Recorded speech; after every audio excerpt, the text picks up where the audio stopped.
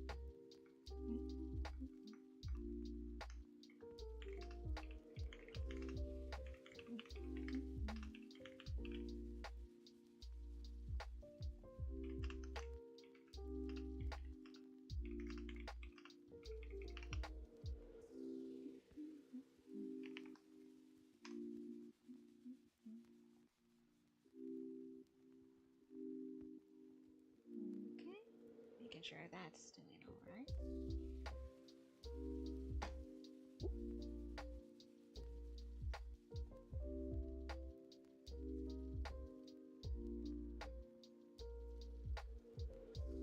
How's this?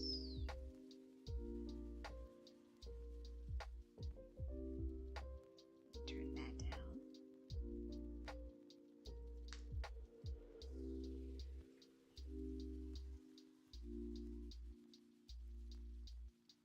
Okay, copy and paste.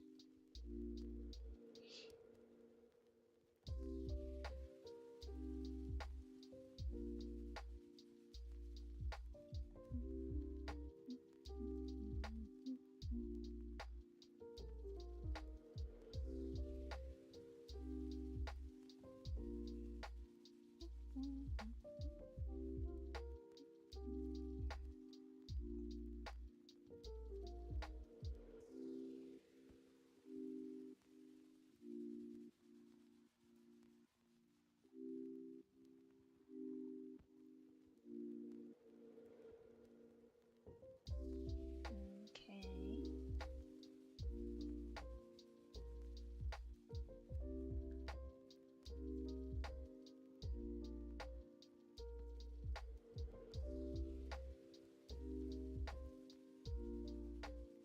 Oops. Gotta get that video details for this one.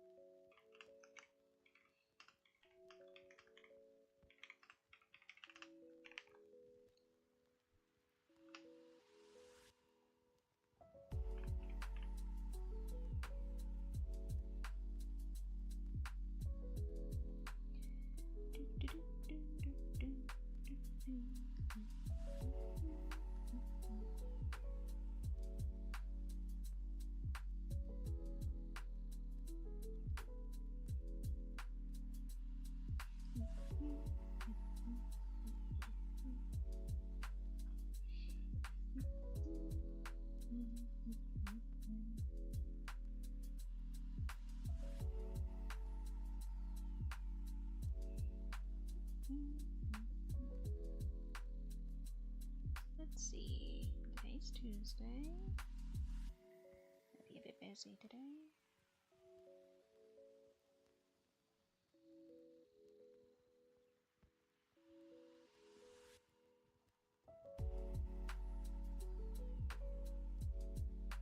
Let me just set this one up.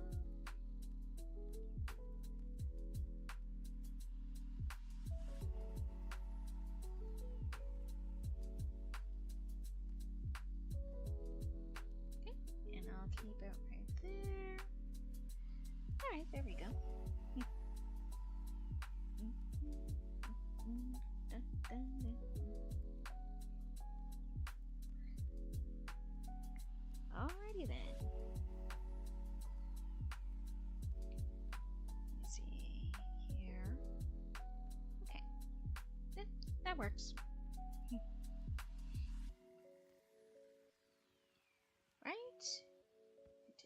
would be Picky Piggy.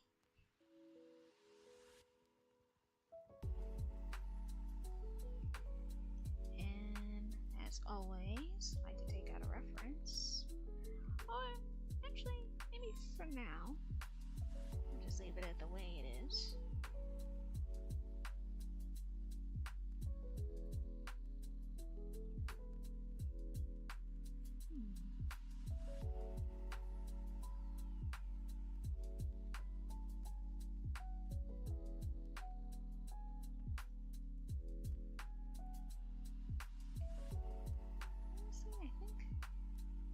This time, maybe I can do a sitting pose for this one. Also, good afternoon for anyone who hopped in.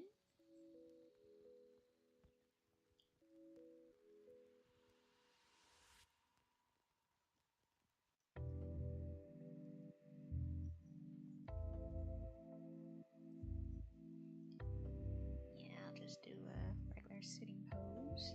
It's like similar to this one.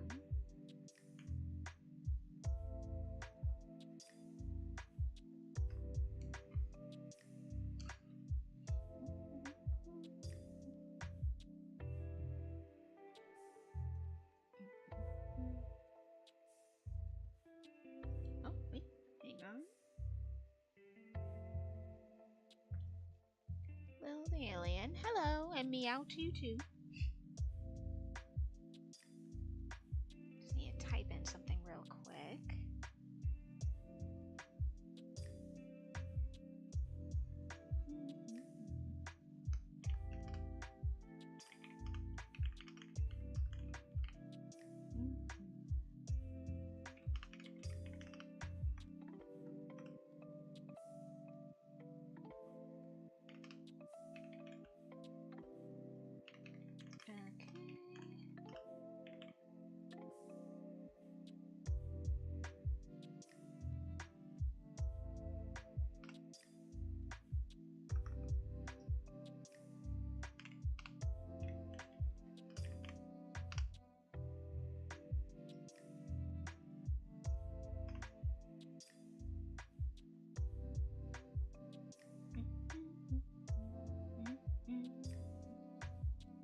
Right, video details, I'll leave it at that.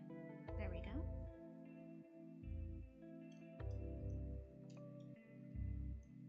Anyway, let's try this again.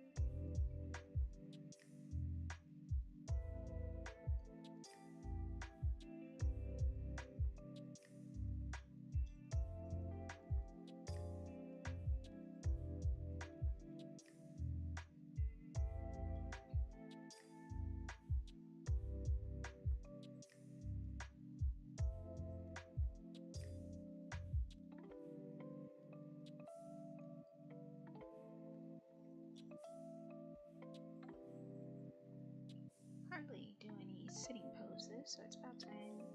So just draw one for Picky.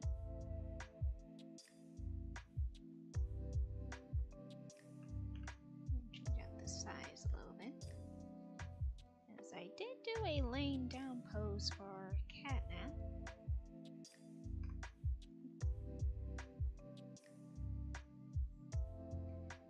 The drawings I did similar to this. When it comes to Dog Day, Kickin' Chicken, and Catnap, I already drew those beforehand.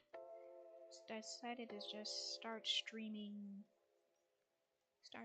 the others.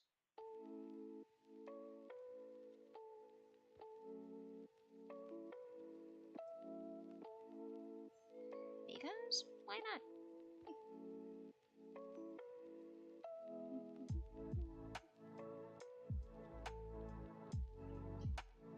And to think, the most interesting thing I can talk about right now is how I came up with the idea for this AU in the first place. I think I did mention it in one of my other streams. I think.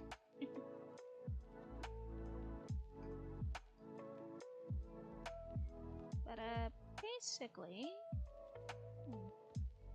out for the idea. I got the idea from mostly for the setting. Got the idea from the old anime from the 90s called Serial Experiments Lane. And that one being one of my top favorites when it comes to anime. Also because I like the whole the whole cyberpunk, although they really call it the cassette punk. Old, very old version cyberpunk aesthetic it got going on, or more of the cassette punk it got going on, using very old computers from back in the day.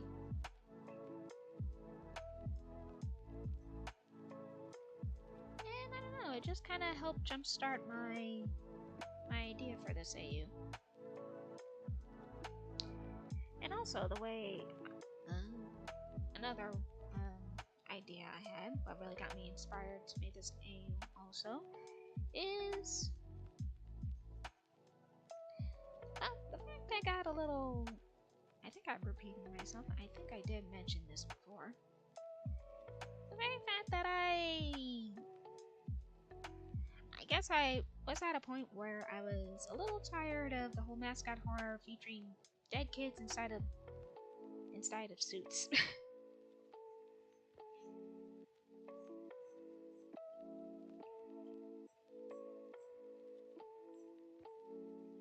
I guess because I did like the series of Five Nights at Freddy's, but I guess they made so much of that series, I was like, okay.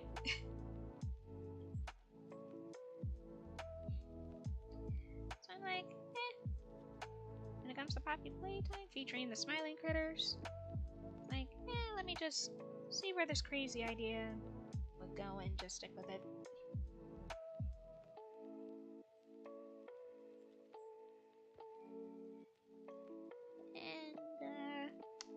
And didn't feel all that creative creating the name for it, so I just call it Cyber AU. Of which I know there are other Cyber AUs out there. Pretty sure there might be.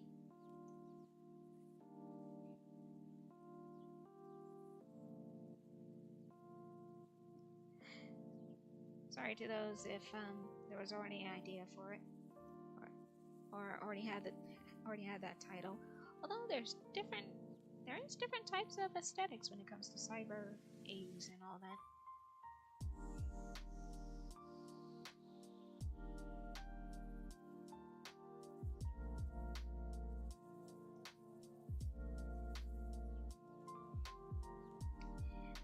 But yeah, as like instead of stuffing kids into these mascot suits, how about if I just make them fully like extremely advanced cyborgs, essentially, with real cartoon souls inside of them that are possessing the advanced cybernetic bodies. So I always thought that idea was silly, but I was like, I want to have fun with it, and that's how I ended up with this AU.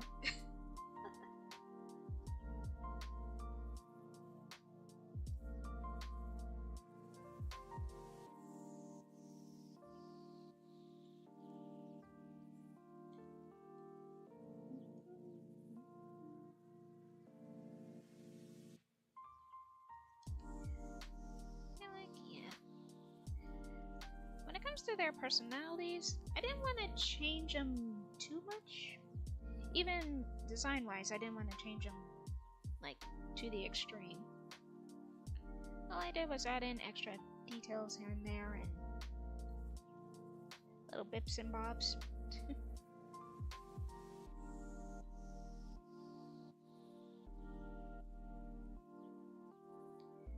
Personality-wise, I didn't. Well, I'm not sure if I changed them up too much. They really didn't show too much of the smiling critters when it comes to the game.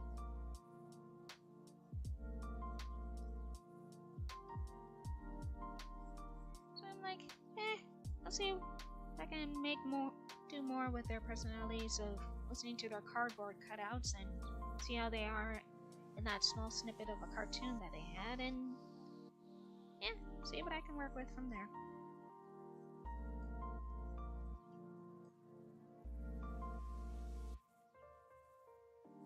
Let's see.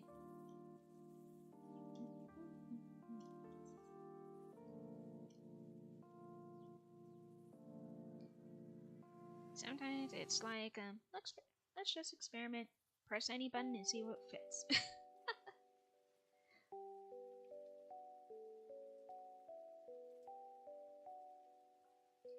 And that, dear children, is how OCs and AUs are created. Along with your own characters.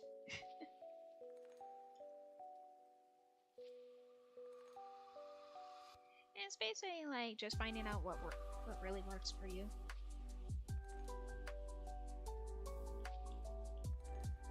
And do I have any shame of being this old, still creating OCs and AUs? No. Honestly, there really shouldn't be a shame for it. That sort of thing should be ageless. If you still have an imagination, even in old age, although granted, I'm not sure if I'm that old just yet. But if you still have an imagination at that old age, I'd say cherish it.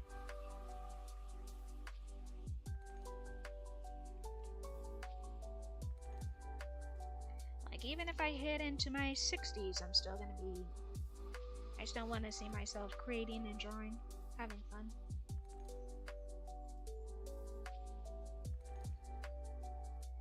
Because your imagination or creating things, having fun, playing video games, that really should not stop at a certain age. The only difference is you just have more responsibilities to deal with. That's all.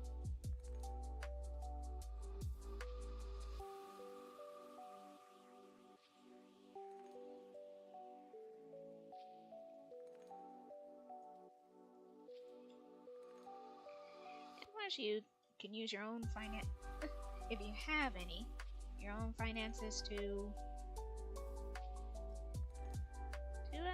basically keep the imagination going, if that makes sense.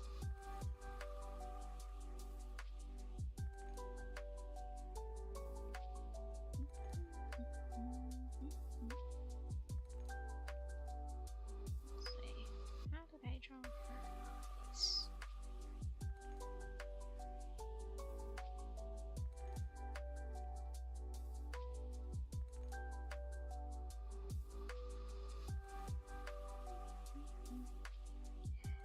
Like, sometimes I do get relatives who I haven't seen in a while, who would sometimes ask me, "Are you still drawing?" I'm like, I never stopped. Drawing is what I really love to do, regardless of its challenges. I mean, even getting frustrated at whatever you're drawing, it's all part of the creative process.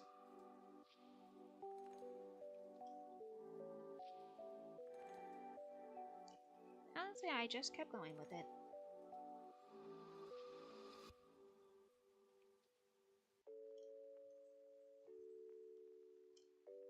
And of course, there will be a lot of people who would ask, "Aren't you too old for this?" I'm like, no.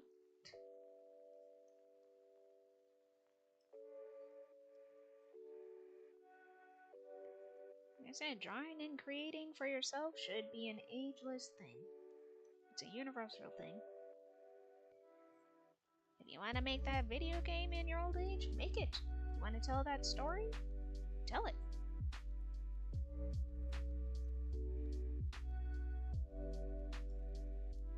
You still want to participate in fandom in old age? Then participate. Because I have friends who... I know people and have friends who are in their 40s and they still do this stuff.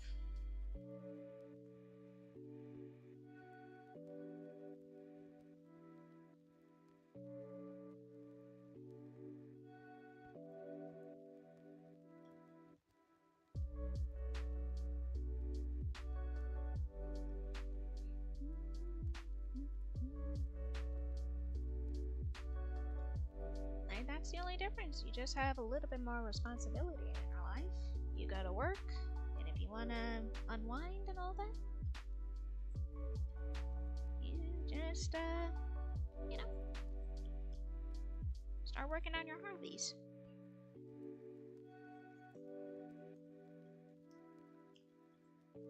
Like, I cannot be the type of adult that would be like, okay, you go to work and then you just eat and go to bed. And that's just your life.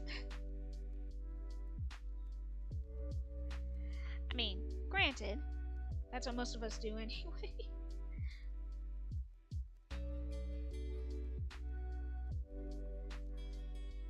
But, like, I like to add in extra more variety into my life.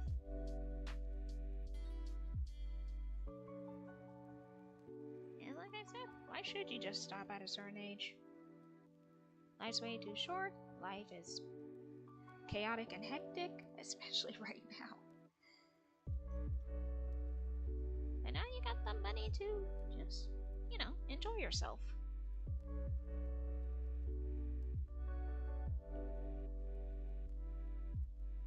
I mean, full disclosure, you already seen it in most of my profiles. If you follow me on both Tumblr and Twitter and even Blue Sky, I refuse to still call it X.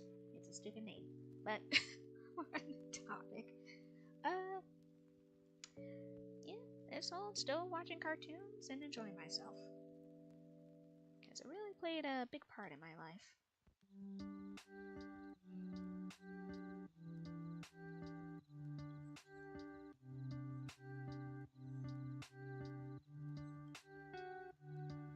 As I may never become world renowned or world famous for the stuff that I draw, even for my own original artworks in general. I made my peace with that. It would be cool to see some of my own characters actually move and showing up on the big screen or showing up on television, or even just to be animated in general. I could try to do that on my own, but mostly the animation programs will cost you an arm and a leg.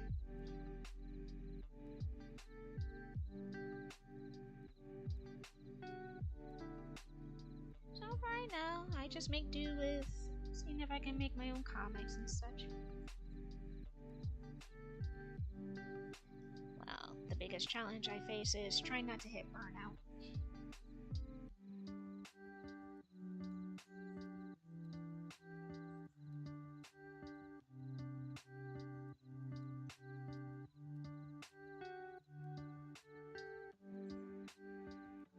Pretty sure that's what everyone goes through. And honestly, as an artist, I'm more of a character maker at this point, but character artist. An artist. And basically, also as an artist, I try my hardest not to compare myself to other artists, because I know for a fact there are certain artists with a lot more skill, way more art skills than I can be compared to. What? Words.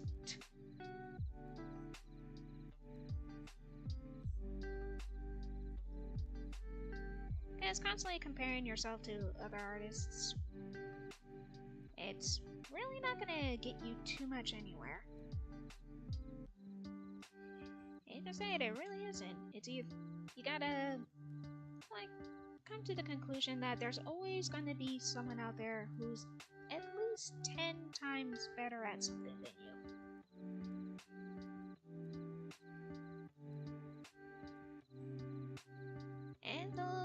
And they'll actually think the same way as you too.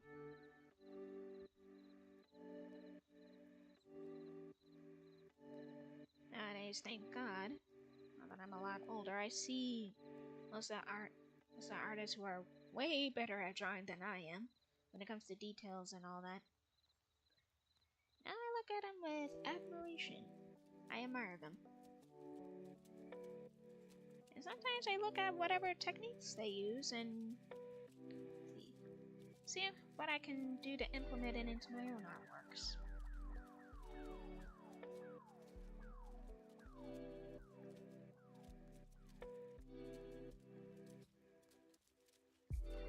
Just to see if any other techniques would make drawing easier, or, you know, etc., etc. See how they do their lighting. Just learning what made them, able to create all those details and such, and see if it'll work out.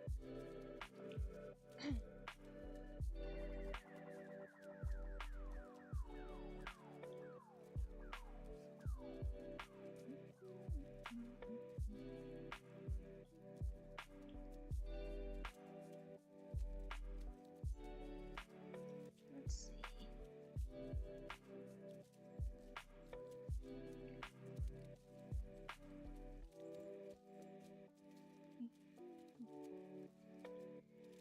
Also, did you know, I really had to experiment with drawing many different characters with different body shapes. Like, some characters are very thin, some characters are very curvy, some characters are plus-sized.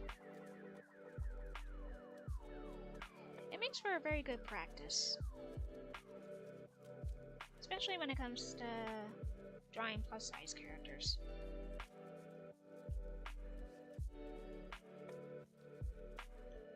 They have characters with different skin types, skin coloring, you know, stuff like that. It's fun to experiment.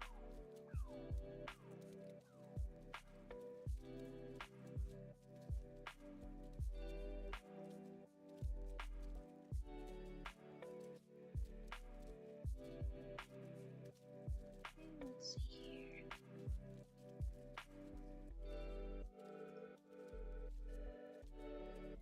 See, I think the most challenging thing for me to draw would be backgrounds. I'm pretty sure a lot of people go through this. When you draw more characters, well, doing more character art than background art.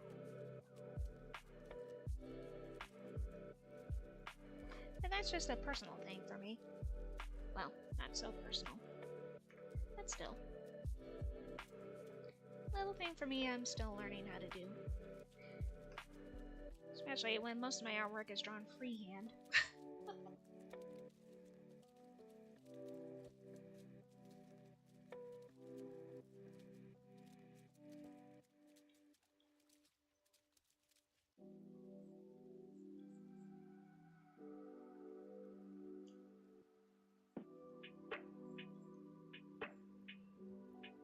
Let's see here.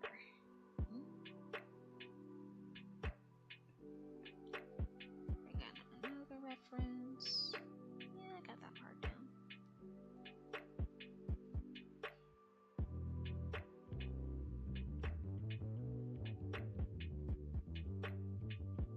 I got that much older reference here. That also works.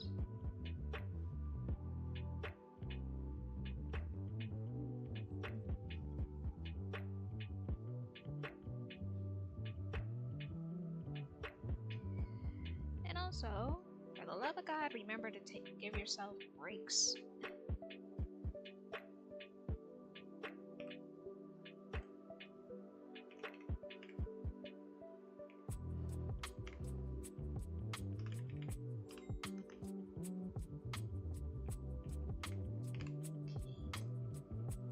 Gotta remember to give myself this. Here we go.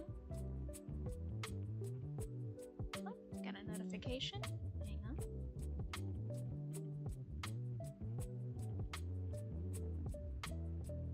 Blah, blah, blah. Alright.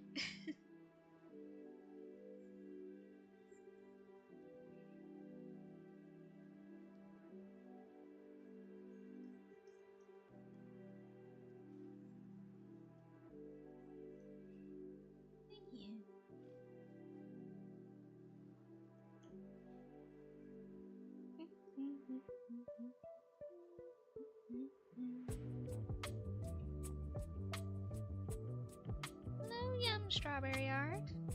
Oh, thank you very much. Welcome to the stream. Glad you're liking it so far. Still in the stages. I think that's good enough. Let me shrink her down just a little bit more. Nice.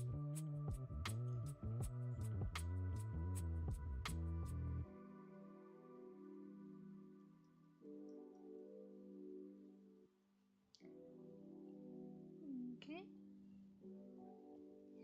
But yeah, as I was saying, hardest thing for me to draw, it's always been backgrounds.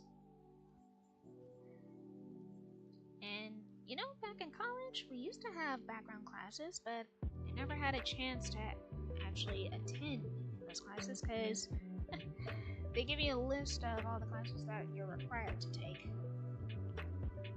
And alas, I never had a chance to go into background art and all that.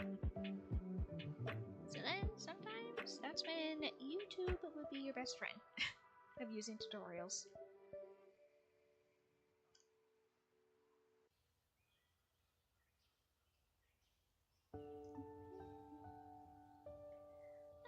Guess I should talk more about this, my silly little cyber AU I made with the smiling critters. To tell you the truth, it's also a big what-if story. I mean, yeah, sure, I made the player my own OC and all that, but it's more like back then, during the hype of, Chapter 3, I was like, what if the player never exactly left the factory? They were still there during the hour of joy. Like, the hour of joy was about to happen, but yet the player is still there. And, yeah, and most of the characters knew that the hour of joy would happen, but it's more like a race against the clock to prevent it from happening without causing too many casualties. So, yeah, this, AU is basically a giant what-if scenario.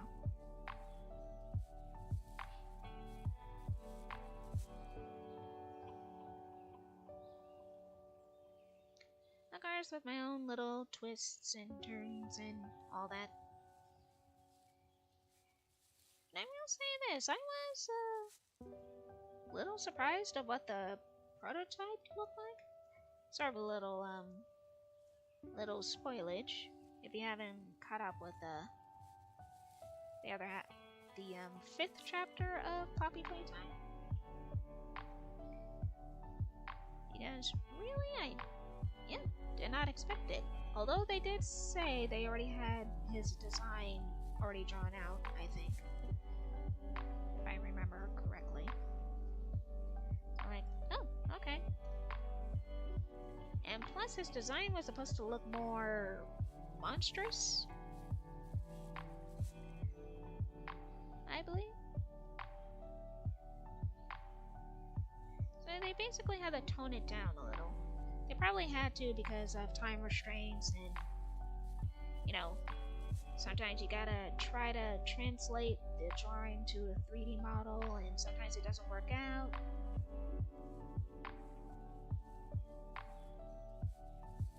So yeah, that I understand.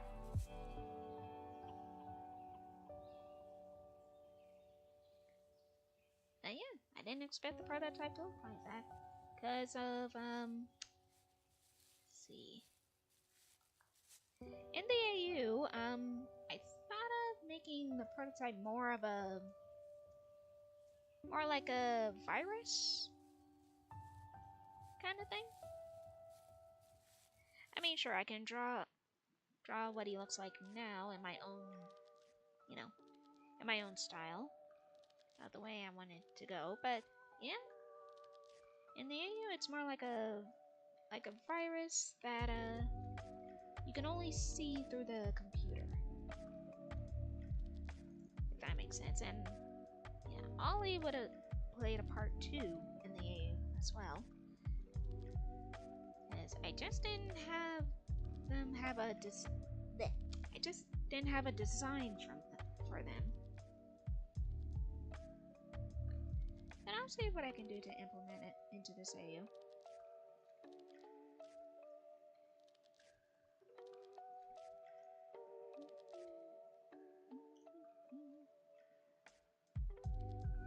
Of course, I'd rather sketch it out first. Always makes it easier if I just sketch it off during my own time and see how it works out. So I do have an idea of how I'm gonna go with it.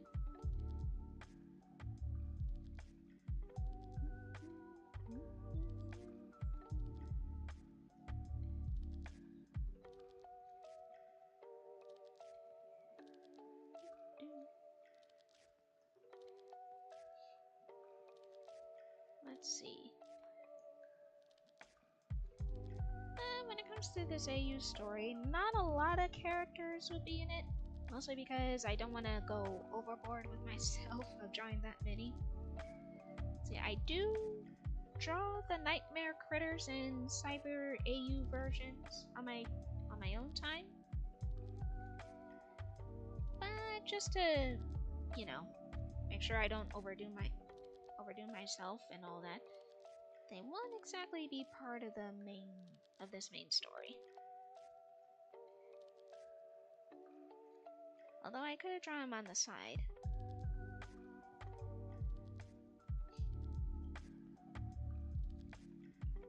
Whenever I get a chance. I just don't want to be too overloaded with too many characters.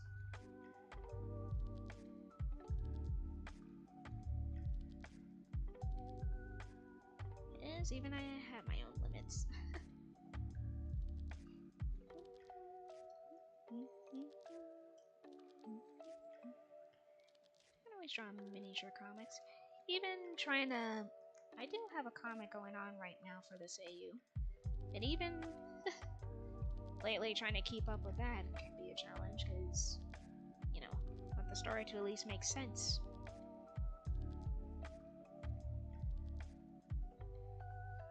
And hoping Mob Entertainment doesn't hit me with a copyright strike.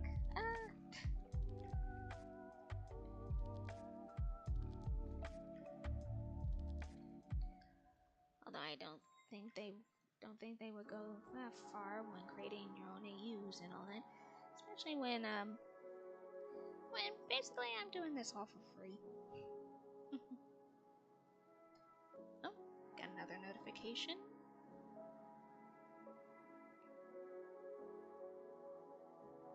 Shush.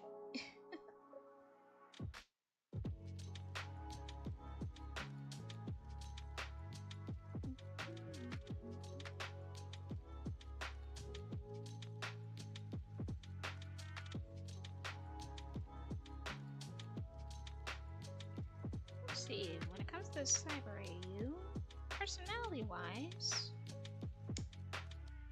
let's see.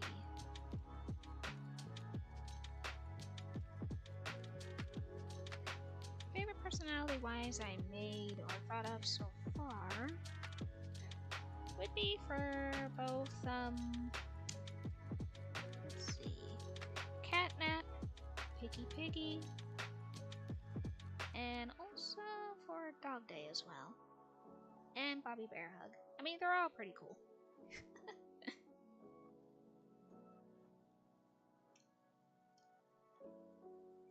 Like, I don't want their personalities to be just one note.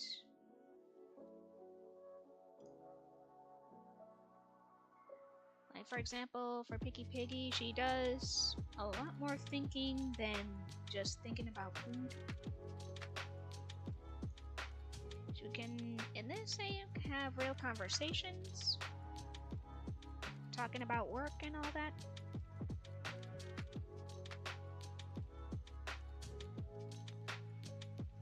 And a lot more responsible.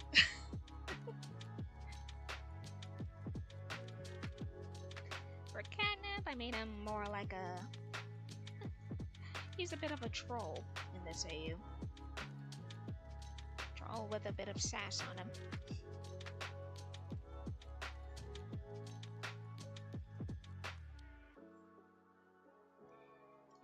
Dog Day, yeah, he has a lot more bite. Yeah, I decided to give him a lot more bite in this game.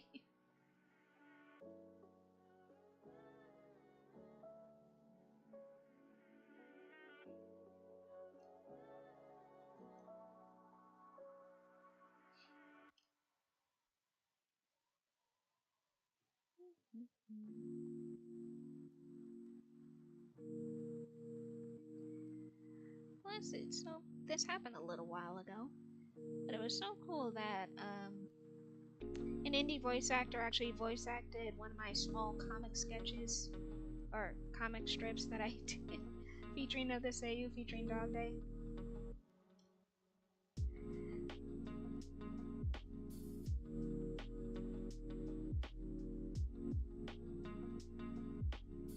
Let's see. Let me turn this around. Eternally Being, thank you very much. Aw. And I hope you have a wonderful day as well. Okay, making sure everything's still recording. Okay, that shows up on the outside. Try more like this.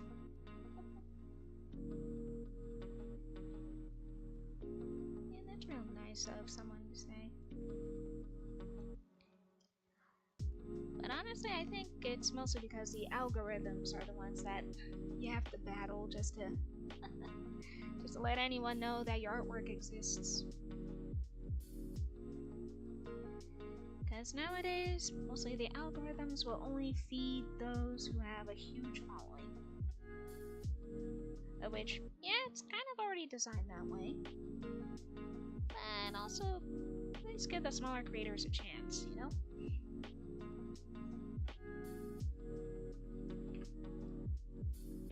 Like, you don't have to ask for 1,000,000 subs, but just to say, hey, I do this stuff over here. Come and check it out if you want. Okay,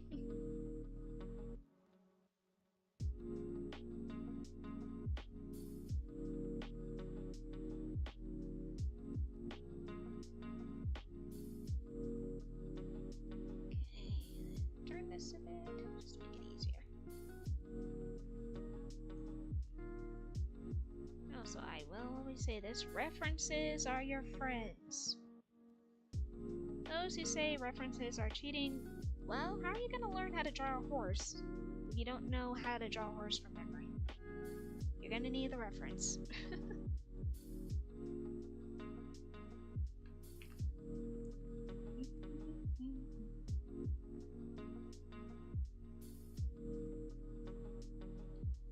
Like, you're going to need the references in order to figure out what exactly you're drawing or how to put the drawing together.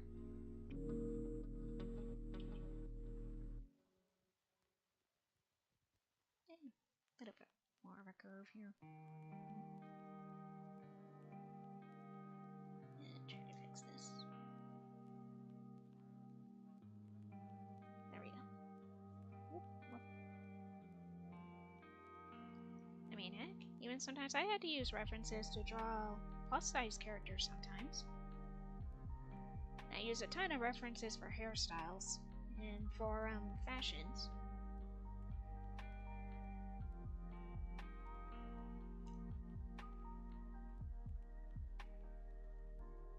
And plus, no one should be afraid to look up tutorials as well.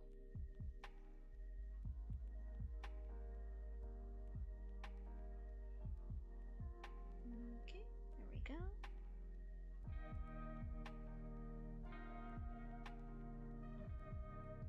And straighten this up a little bit.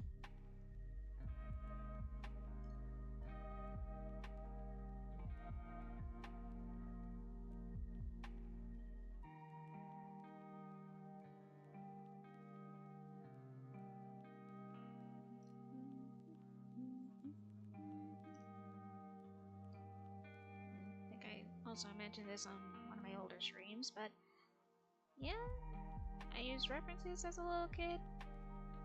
And I even used to trace a lot when I was way younger. Sometimes tracing really helps. no, of course, I never took credit for tracing. Mostly, let's see, trying to trace the face and the posing to see if I can get it right.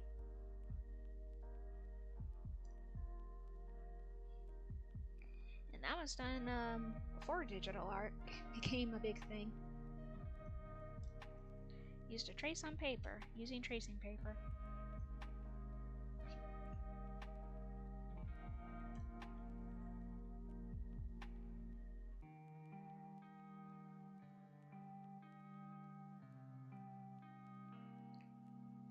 I'd say that's pretty good. Also, I'll be right back. Go. Take care of something real quick.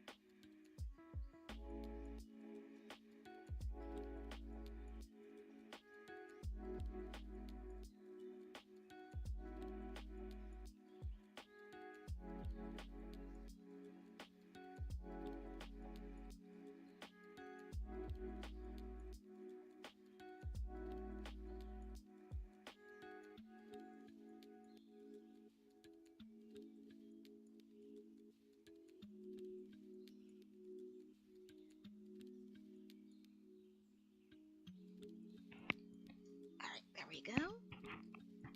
Ooh. Okay, I'm back.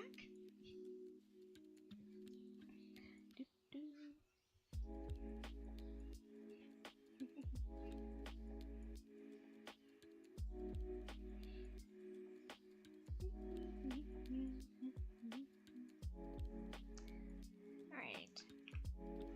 Okay, making sure our recording's still going. It is. Excuse me.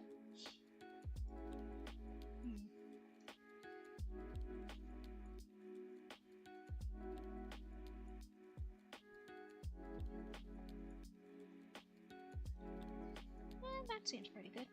Alright. Whoop, wrong one.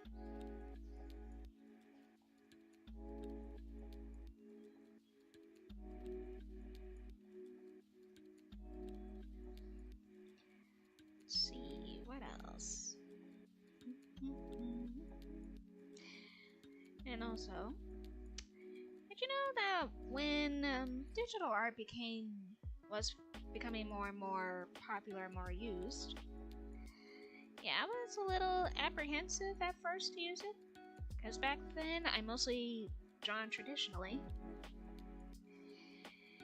and it wasn't like, oh, it's gonna take over literally everything. It was more like a lot of our teachers started forcing us to start using everything more digitally. But eventually I started using it more and more. And yeah. Now I'm able to actually do both. I still have my markers and color pencils and all that.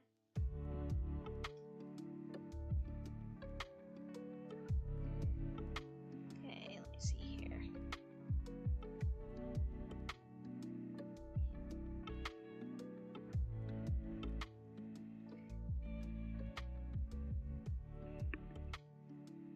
making sure the music volume is all right.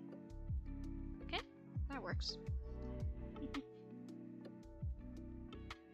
Turn that just a little bit lower.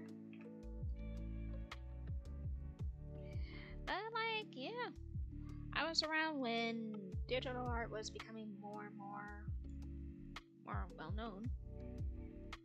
Well, more like it was starting to become more advanced. Because back then, no, didn't exactly have it.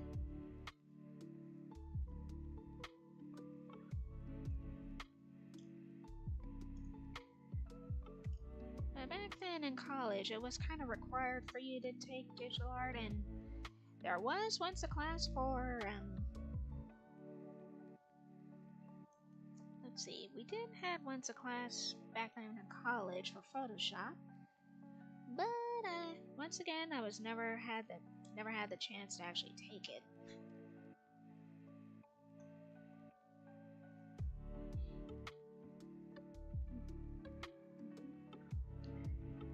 I was like, oh well, I'll play it by ear.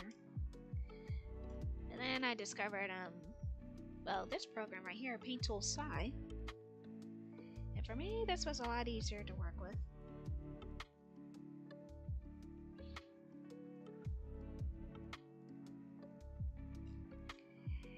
And I've stuck with it ever since.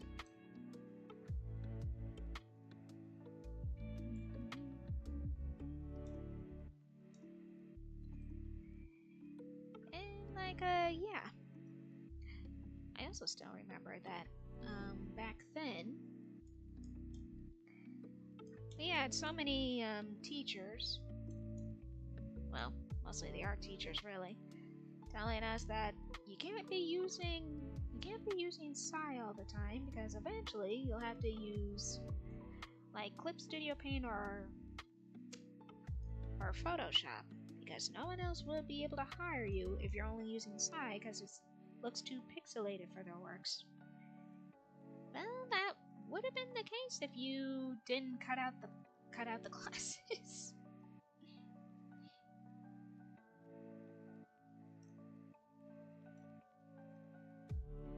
Forgot to get to tail.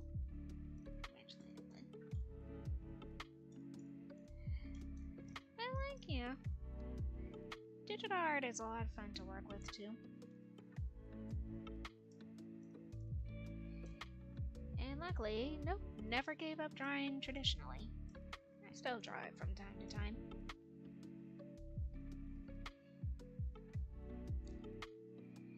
And if you look on my, on this YouTube channel, I do have very old videos where I did draw and record myself traditionally using nothing more than my old cell phone.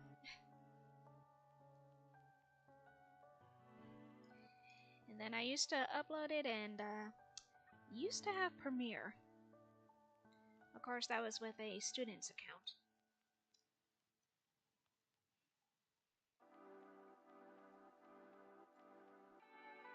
But yeah, I used to have Premiere and just, you know, speed draw traditionally using my phone and using that program instead.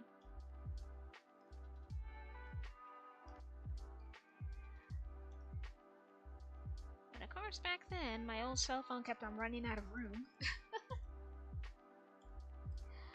Luckily, now I got a brand new one, where I wouldn't mind trying to record myself drawing traditionally again. Thing is, I don't exactly have a good phone stand, so I just make myself a makeshift phone stands and see if my phone can be able to balance itself by using books and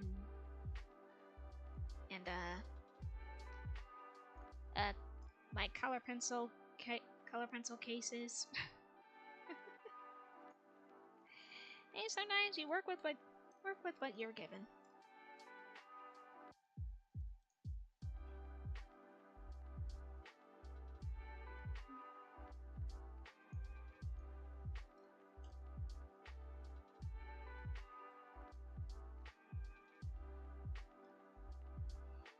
Work with what you're given, especially if it cost too much to do so.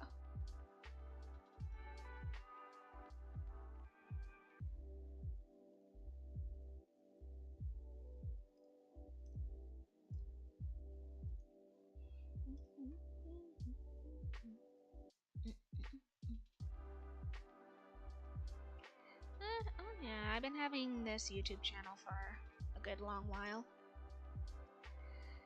And I think mostly because my old college teacher says you need yourself a YouTube channel, you need an Instagram, you need all of this. Only to find out that not much came out of it.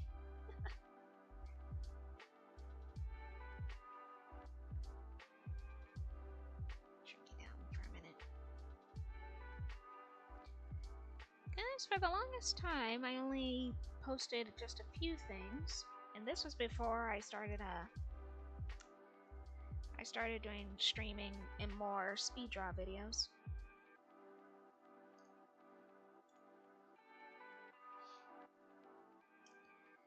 But yeah, I didn't exactly uploaded or posted anything for a good long while.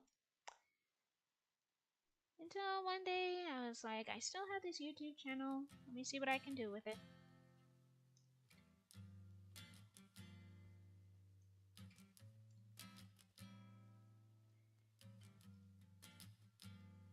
I know one of my most oldest videos had probably had a video removed due to the ye old copyright strike and all that. But they didn't get rid of the video, it's still there. You probably just won't be able to hear the music or something. Although those videos are old. I even posted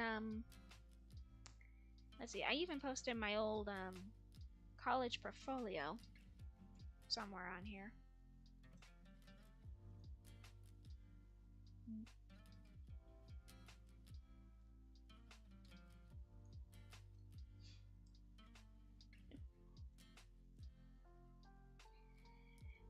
yeah.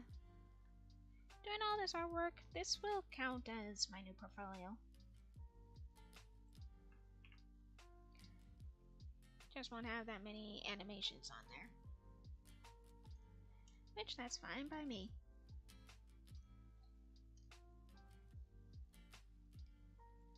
Plus, it is nice not to have so much of restraint when it comes to my own artwork without a teacher breathing down my neck.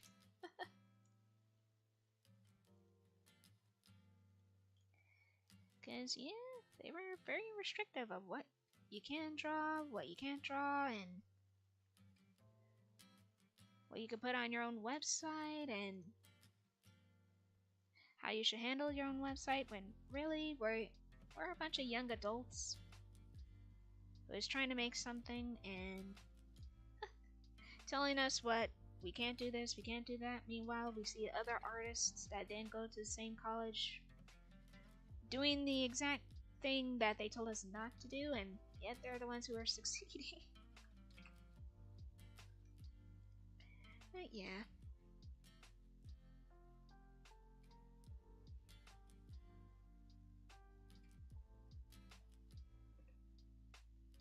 Okay, seems pretty good.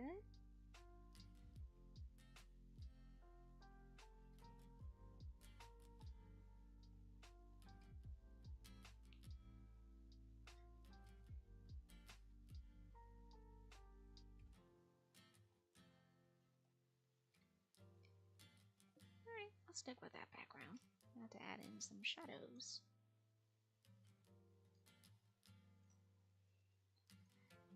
So yeah, like everyone else, my artwork journey was, yeah, it was an interesting one.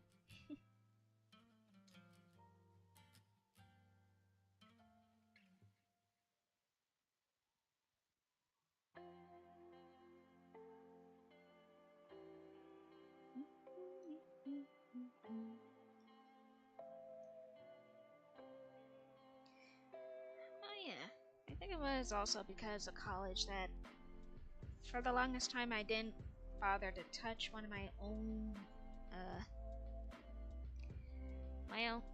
comic stories that I was working on back then. Mostly because they kept on telling me that no publisher would want to read or wanted to publish it. Mostly all due to the fact that it was all drawn traditionally. Like, you had to switch more digitally because no publisher will want that, and yeah. For the longest time, I did believe that, which also caused me to stop working on my, I guess I call it my magnum opus.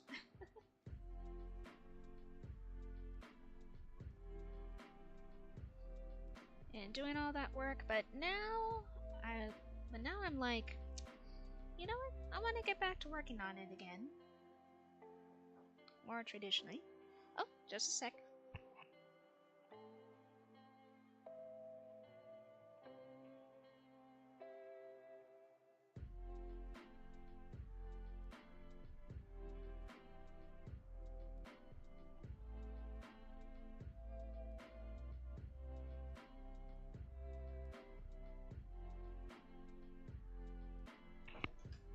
Oop, I'm back.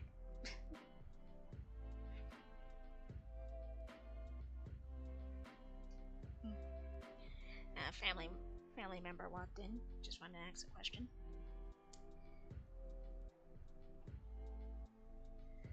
But like, anyway, yeah, for my own oldest stories that I was working so hard on, yeah, I didn't work on it all because of some teacher telling me that no one's gonna read it if it's like this. Not the most encouraging thing to say to a college student who's in a art school. But like, yeah, as I said before, thinking about going back in and just wanting to redo it and still draw it traditionally. Because the whole story is monochromatic, basically done in black and white. All I use is just black marker and regular drawing pencils just to do the shading, and then if I scan it in, I can use Photoshop to make it more, well, to add in more highlights and glowy bits. And also for the longest time, for my main character for this story, I kept changing her to see if, to a point to see if anyone would be interested in the design-wise. And it wasn't until much recently I decided that, now looking back on her design that I made, and how many times I tried to change her, I was like, actually, you don't really need to change all that much. Your design is very simple, but I liked it. The only difference is my style changed. And yeah, I like you just the way you are. So I'm not gonna change you. Matt, the only difference is just gonna add in more shading and do some changes to the specific story. Let's see, to where it can actually make sense, and yeah. Spent so long working on a character that really did not need to change all that much.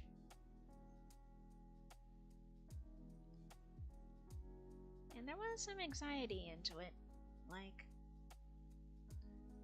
for making that decision about my own character.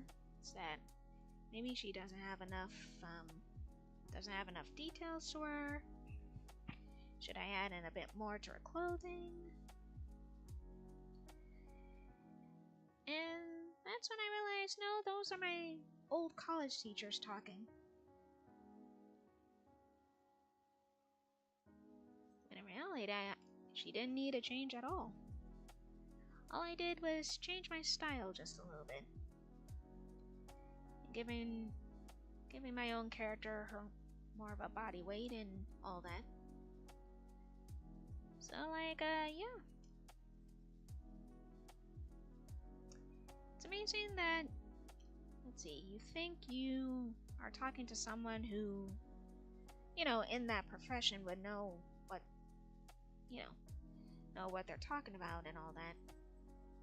and see if they can give you good advice for it. Until you realize that some of the people that try to teach you in your life were not the best teachers.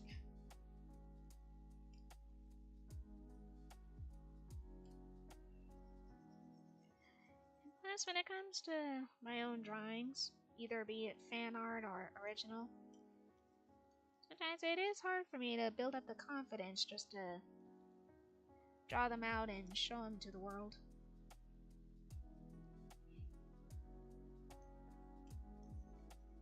Because, yeah, a lot of people would be very judgmental.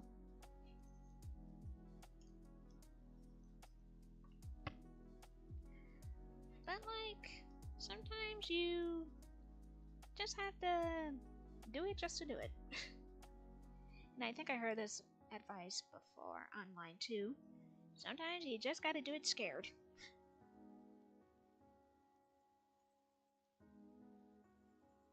And you'd be surprised what the results will be.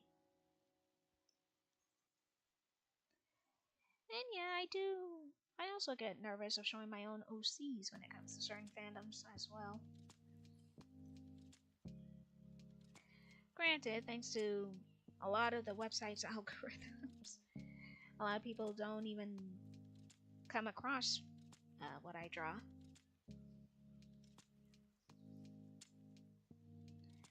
But when they do, it makes me very glad that people actually like what I'm putting out there.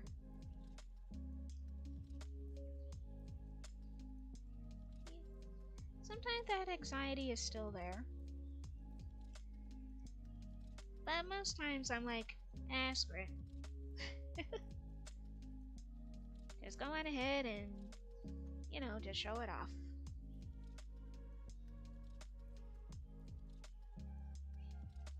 When it comes to drawings, I mean.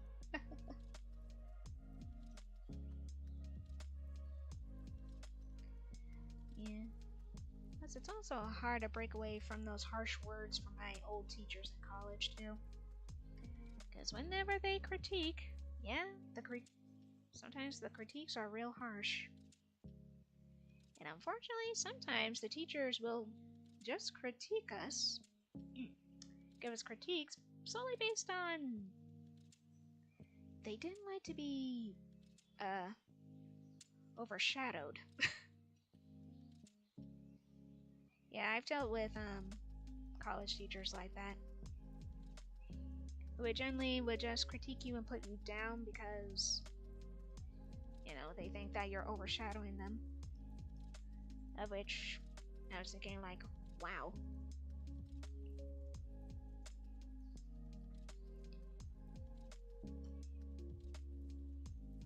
Like, yeah, maybe there's a reason why that college shut down. Actually, there were many, many reasons. I think I mentioned that in some of my old, my other streams as well. Sometimes I don't remember what I say or what I talk about until I go back to review them.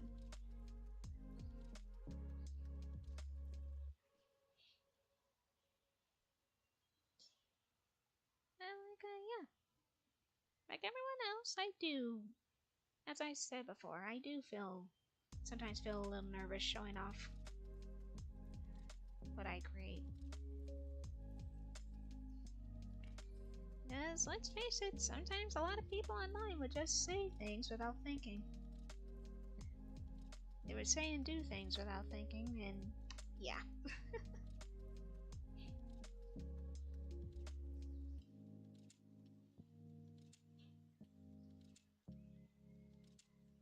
But if I want to show off my artwork, it really shouldn't stop me. And it shouldn't stop everyone else as well.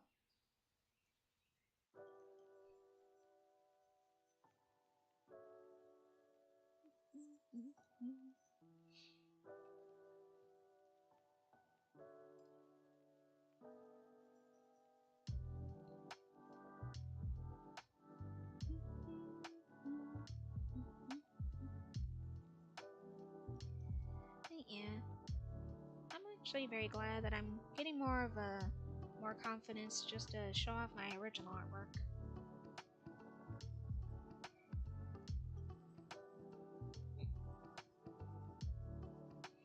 Even though I know not a lot of people will see him, but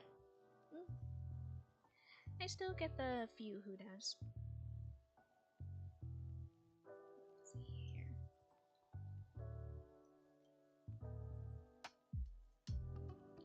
Like in my last speed draw video, I drew one of my own characters. Cause honestly, I think throughout my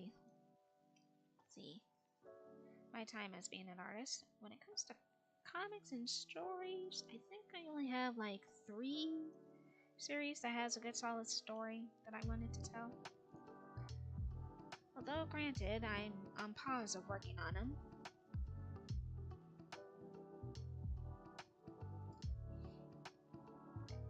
Mostly because there's some stuff in my life I like to take care of first. And also try to break away from that burnout.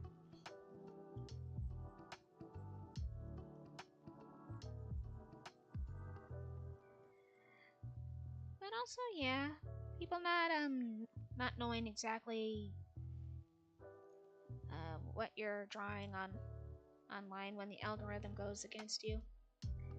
That can be very challenging.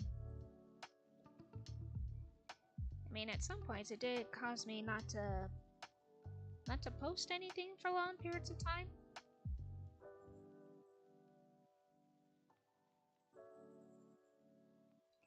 And honestly, that can happen to anybody.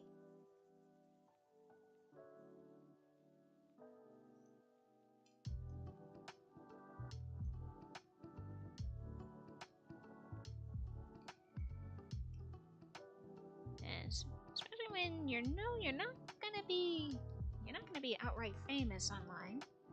It would be nice just to see if anyone's actually know your artwork exists out there.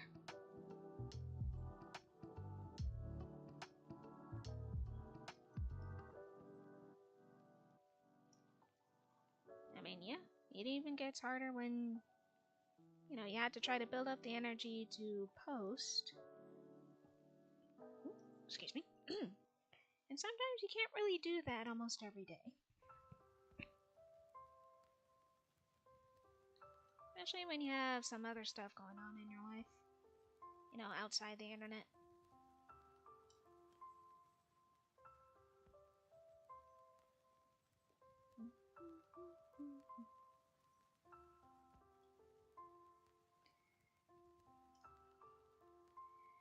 And hey, that also means you shouldn't just give up so easily either.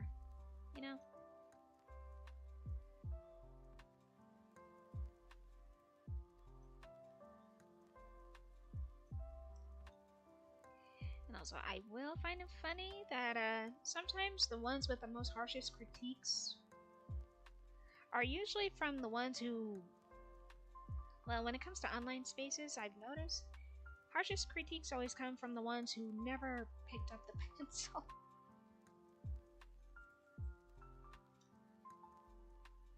Like, that happens in more ways than one. Like, if you don't like the artwork, that's fine, but if you're gonna do all this critiquing and all that, and you don't know, and you never picked up a pencil yourself, and like, you know what I mean?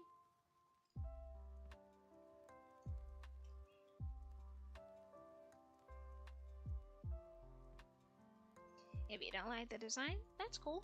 That's fair. You don't like the color? Yeah, that's fine too.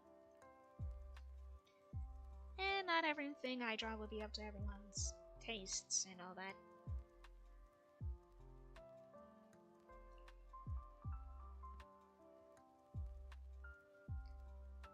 But I still find it very funny that the loudest critiques will always come from those who, like I said, never picked up a pencil.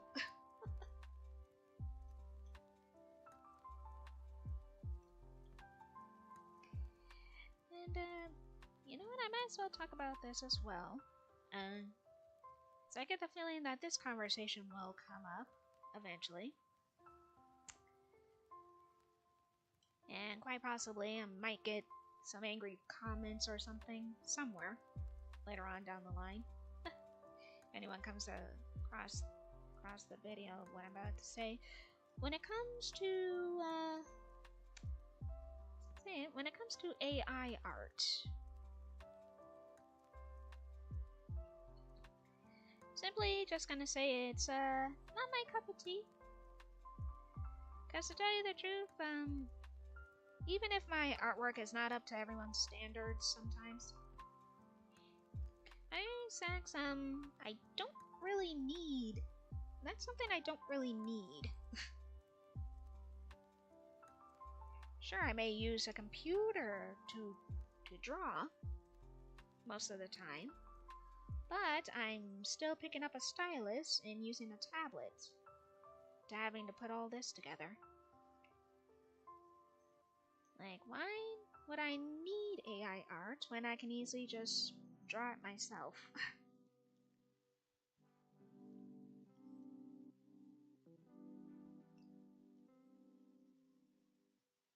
And not to mention all the other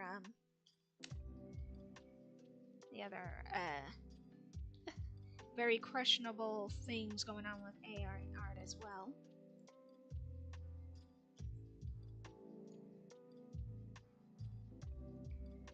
And like I said, I don't really need it. As a matter of fact, a lot of people really don't need that. I know drawing can be very difficult,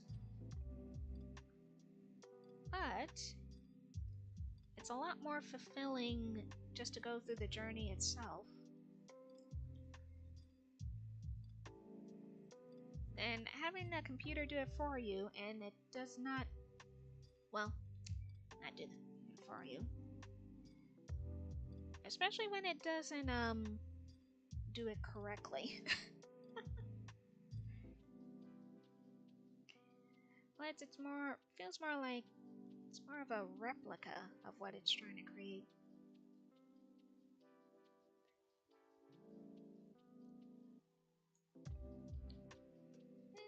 Yeah. Like, someone once asked me, and it wasn't a bad ask. They meant no disrespect, no anything by it. Just simply asked me, what are my thoughts on AI art if you need a reference if I want to commission you, or something along those lines. And then I told him that I'd much rather have you give me a very bad sketch or an MS Paint stick figure of a ref, or even like one of those mood boards, that's what they're called, or even a mood board of a ref of what kind of character you would like me to commission you. I'll take any of those, even a very long typed out detailed ref about what your character wants to look like, what are they holding, what kind of pose. Like, if it's all typed out, we can talk about it and see where we go from there.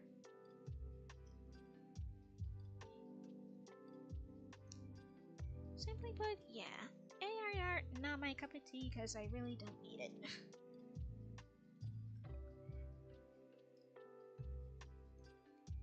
Plus, most people who use it, well, a lot of people who use AI art won't, I will admit, most won't do it too maliciously, but they would mostly use it because, you know, for speed. If that makes sense, thinking it'll create artwork way faster. And it does, but there's always something a little off about it.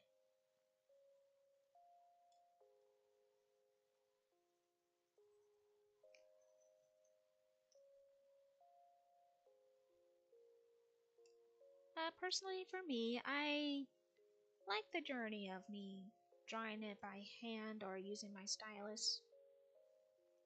Which, honestly, yeah, that's still drawing it by hand.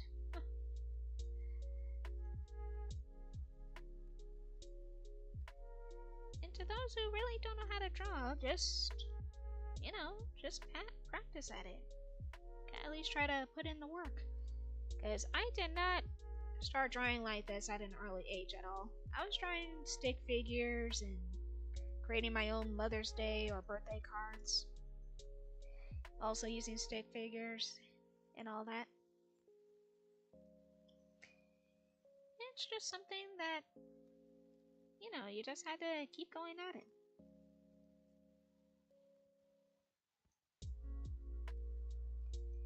And sometimes your drawings don't have to look, you know, like a masterpiece and all that. Because the more you draw, the more your style begins to change, actually. Even if style changes aren't very big, it happens very subtly. Subtly. Not sure if that's a word. But but yeah. If you just keep trying, just keep going at it, you'll get somewhere when it comes to your drawing skills. Like I said, I like the journey of it all, including the frustrations that come along with it.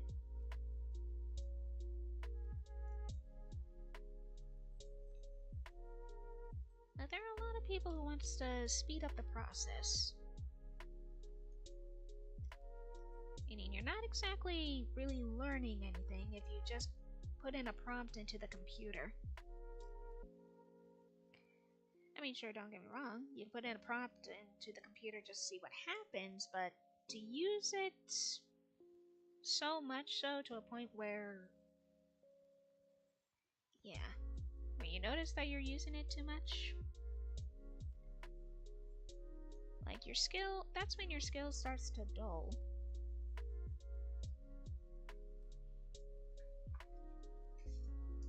Okay, I should really make this a little bit darker.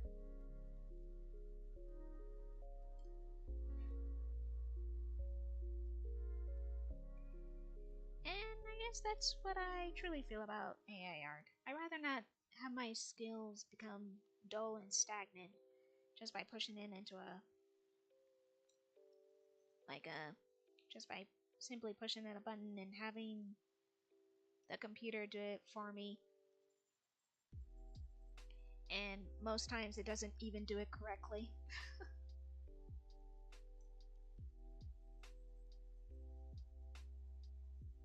And yeah, sometimes the drawing for me might take a couple of days,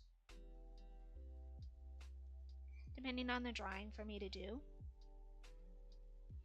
And sometimes I really do sometimes get tired of looking at said drawing, but eventually I do go back to it and just finish it. Sometimes the results I'm looking for isn't exactly what I'm looking for. Words. But I'm sure you get what I'm saying.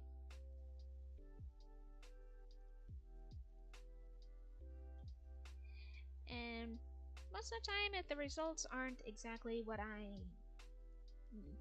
intended them to be,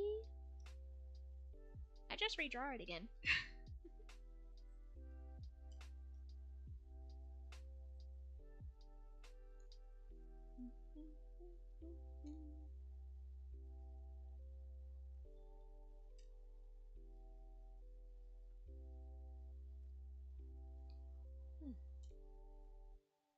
So yeah, all in all, as I said before, AI art, not my cup of tea.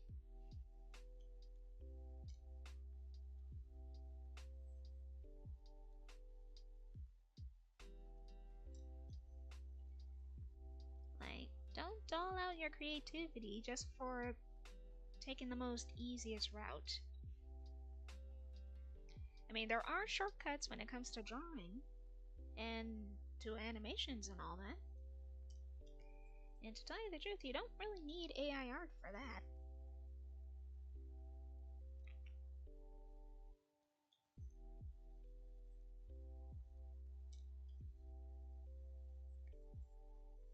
So yeah, I know I'm taking a big risk talking about this.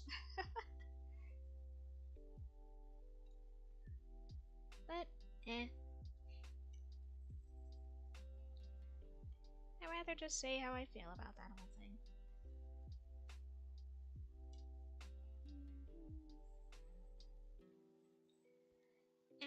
Plus, honestly, a lot of people who see AI art and using AI in general, they know that it's not exactly complete. It's not as intelligent as everyone thinks it is.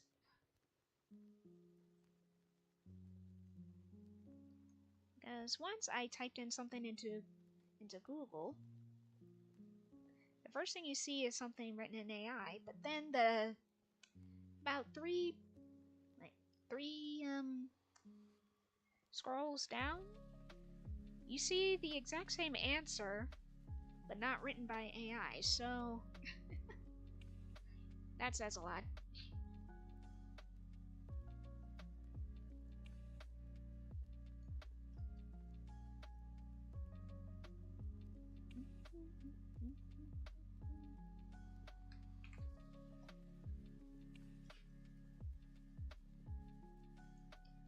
Okay, there we go.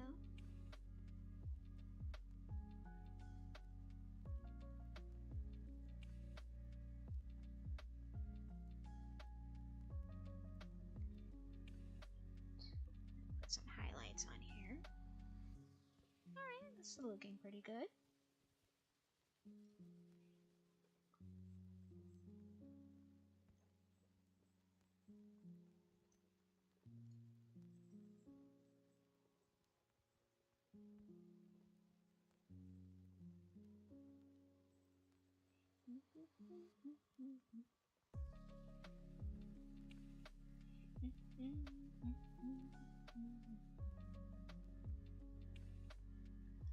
If you're wondering, why did I say I'm taking kind of a little bit of a big risk of talking about and how I feel about AI art?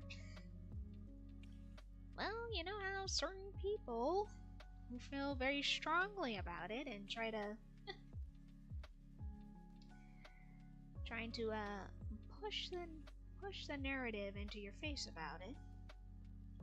Pretty sure most of you already know. Like, I won't even bother arguing with those with them if they ever find this video.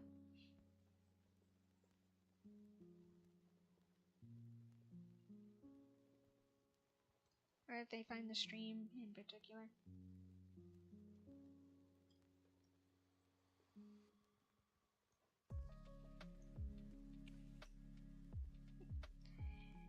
Saying, it's always in the future. AI is the future. Like, hun, unless it's gonna help me do the dishes, it is not.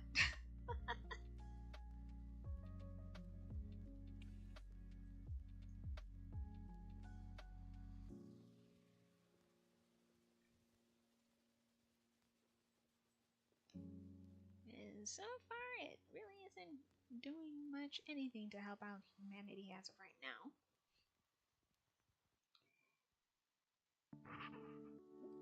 Pardon me.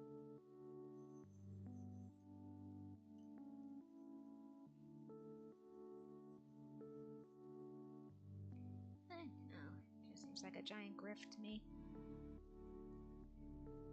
I'm pretty sure a lot of people feel that way.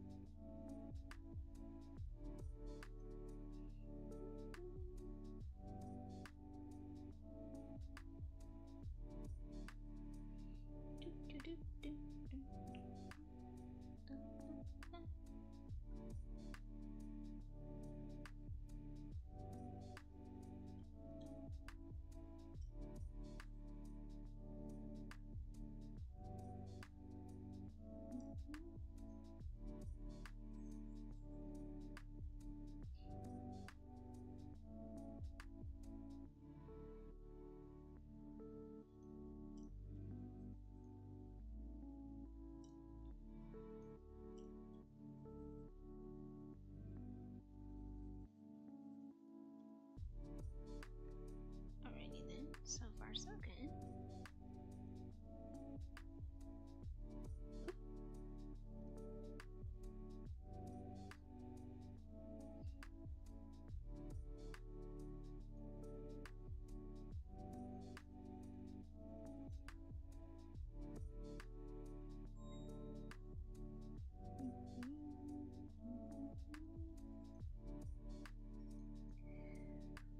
Darn notifications. Who's sending me an email now?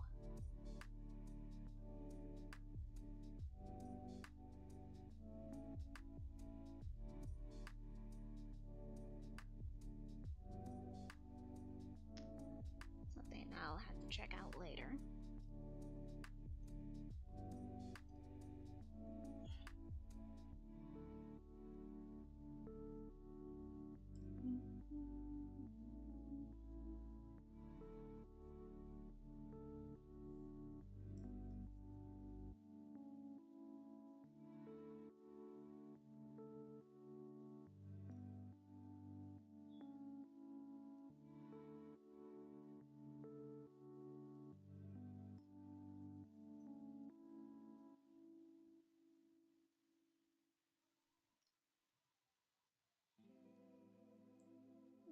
Okay. Do, do, do.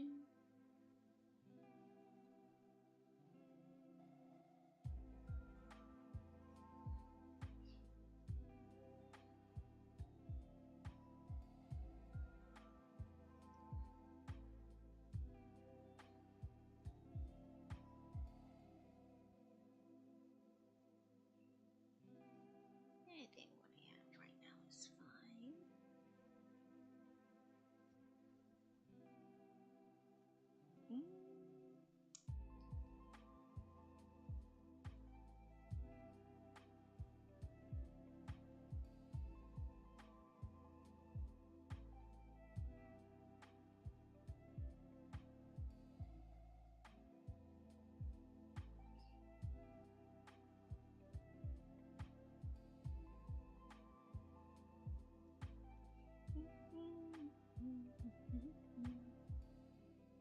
And also remember to stay hydrated. It's getting very warm out there.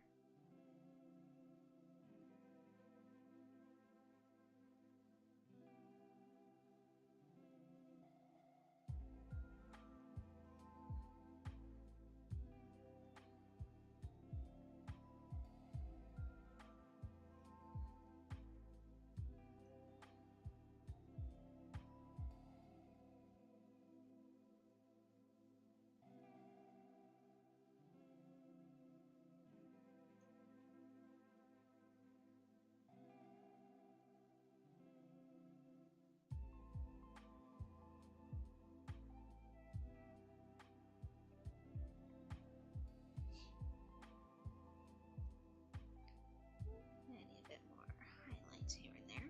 Oh.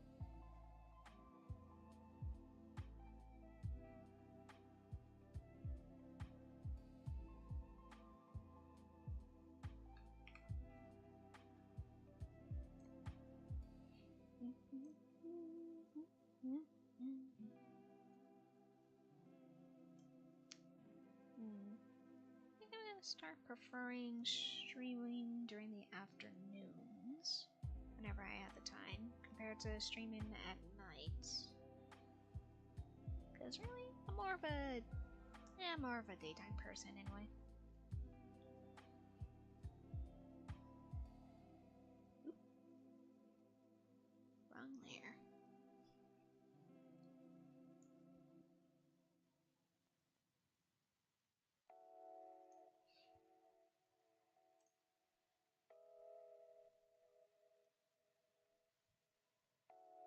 That's a bit too dark. Let's bring it up a bit. Yeah, that works.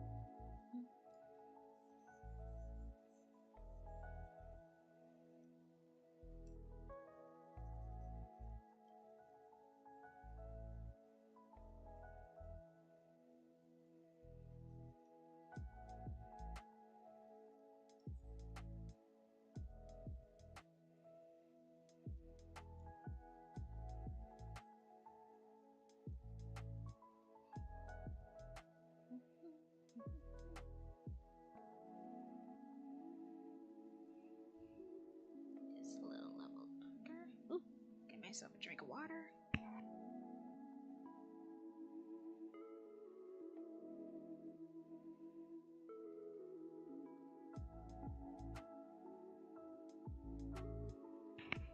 Whew. There we go.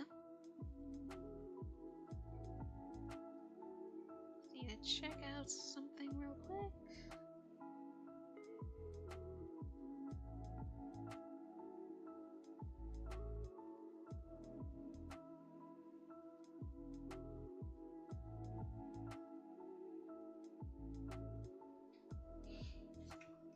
Oh, 25th. Well, alright then.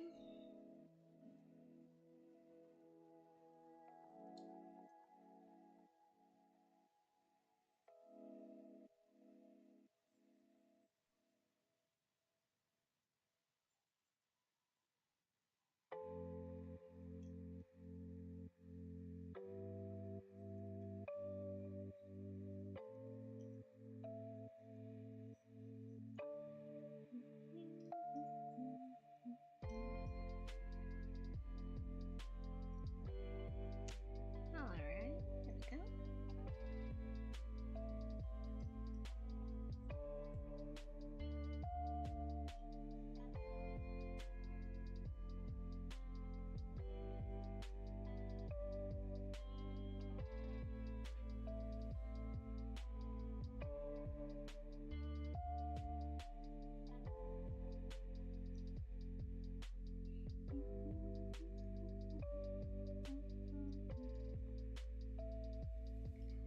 Add in more highlights here.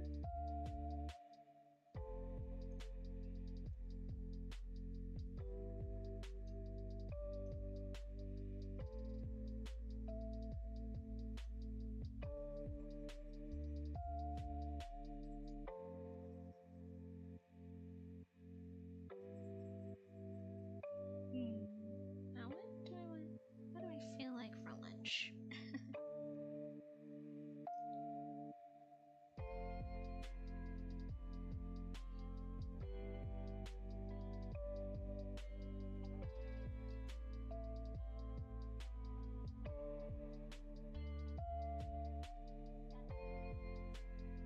I'll think of something.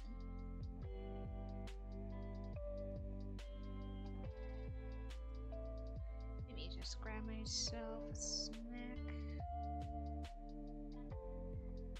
And once I'm done with this.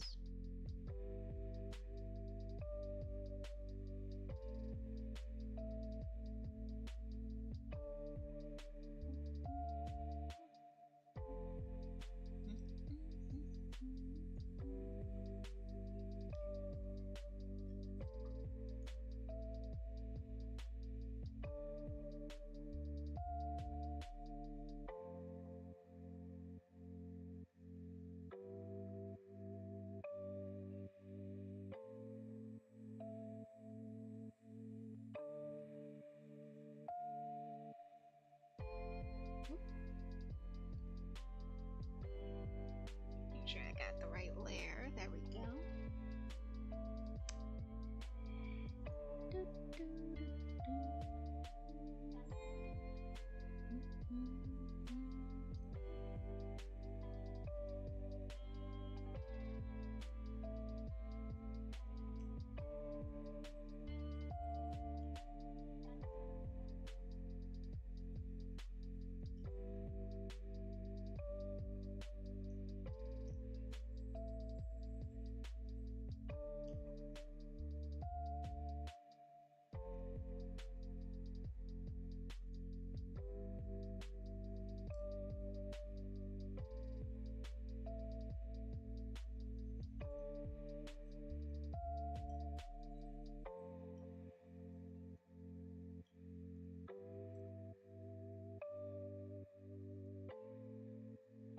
Alright, get the nose here. Not too much.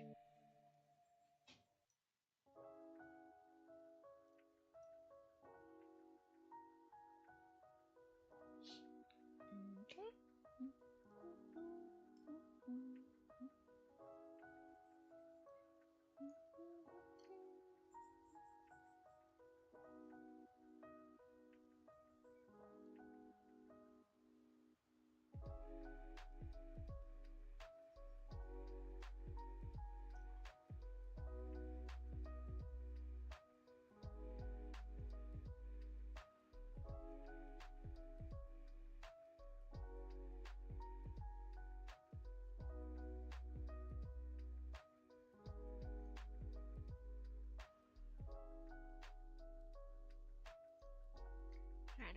this.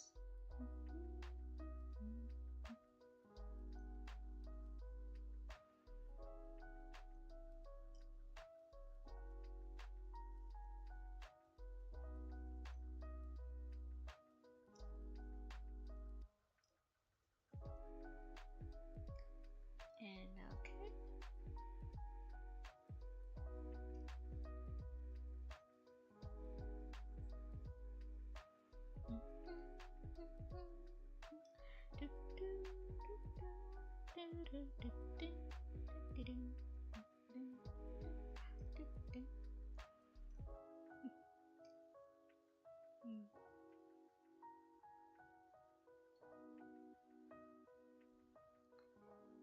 See, one of my friends who actually did look at my streams would say that sometimes like to keep me in the background. Of which, cool, nice. Heck, I don't mind that at all.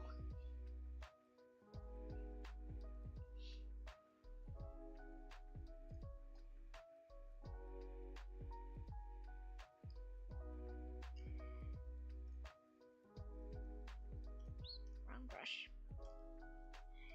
I mean, I do that to other streamers sometimes too. Keep in the background while I'm either cleaning up something or cooking something.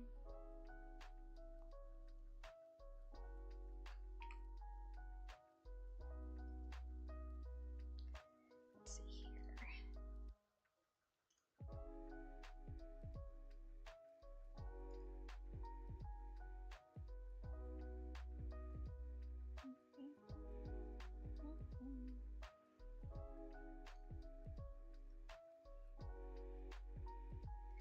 Like, look, Mom, I'm famous to be put in the background.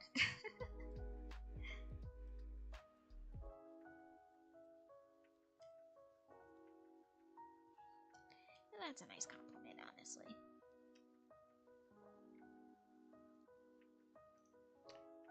And what else? What else can I blabber on about?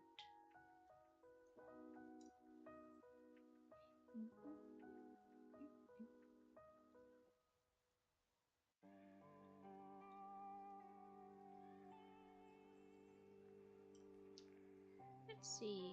I think I've already answered this on my other stream, mostly in passing, but when it comes to this AU designs, I have to say one of my top favorites would be between let's see, Bubba Fett, Poe. Well, maybe not Poe. Actually, Poe was the hardest one for me to think of. Bubba Fett and Tui, the Nightmare Critter Tui. That's because I really liked how I managed to put those together. I mean, don't get me wrong, I like my other designs too.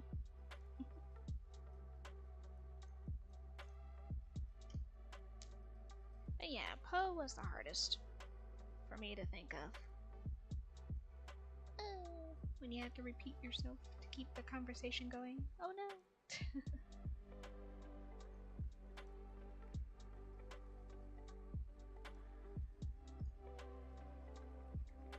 See, another one that I also like. I do. Voice went up an octave a little. I do like how I made Simon's design. Like, usually drawing dragons or any reptilian characters isn't usually my forte. Although, granted, way back then, I did used to draw dragons a lot, I think.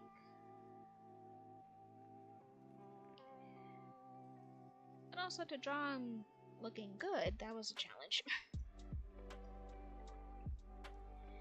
Yeah, but I'm glad that Simon's design turned out good, pretty good.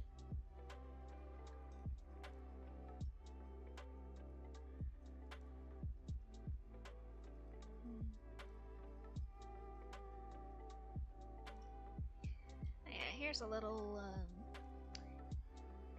see, here's a little story about me drawing the nightmare critters. See, at first when they first came out, I was a little apprehensive of drawing them. At first, mostly because, you know, they did just technically show up out of nowhere.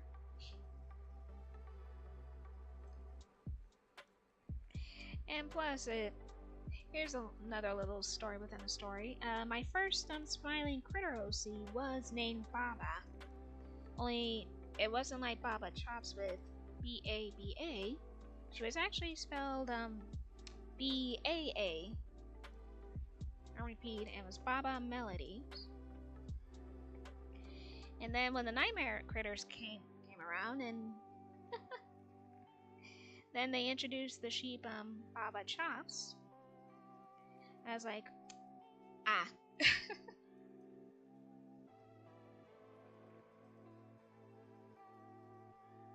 I was like, okay.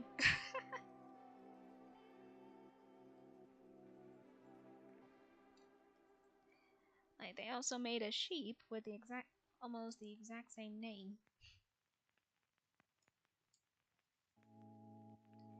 So then, for my first Smiling Critter OC, who was also a sheep, I had to change her up a bit. Oops, forgot to draw color in the tail. I'll get to that in a minute. I had to change her up a bit just so people wouldn't be confused of why they both had the same name. And I will admit, the first design of her also looked a little similar, but not too much. Not to where it's such a big deal.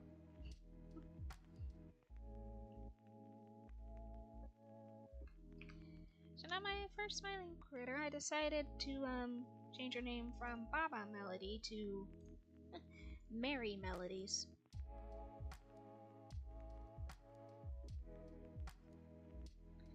Which worked out in the end. I'll say out of all my Smiling Critters OC, she's one of my top favorites.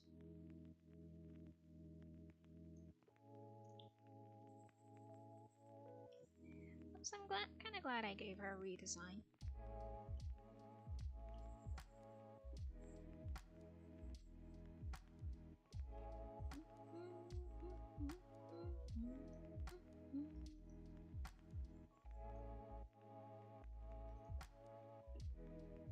Okay, I'm still recording.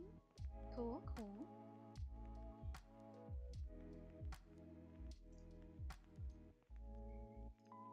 But oh yeah, I made a couple more Smiling Critter OCs.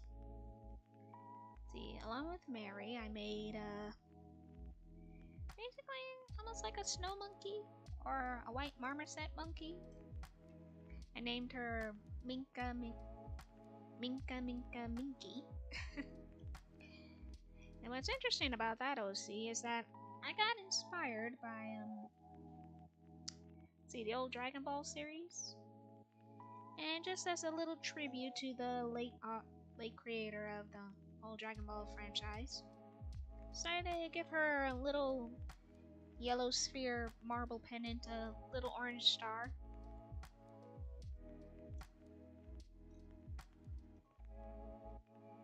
And it looked like she's wearing a Dragon Ball around her neck. So yeah, my second Smiling Critter OC was a little tribute to the Dragon Ball series and to the creator. Let's see, my third Smiling Critter OC, I named him Lionel Lynx Lace. He's a winter snow lynx. And basically I made him into a sassy fashionista. Bro loves to design clothes, and he will not apologize for his attitude.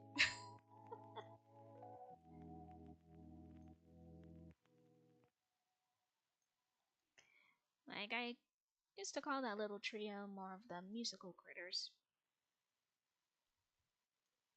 I just went with that. And I still enjoy drawing them.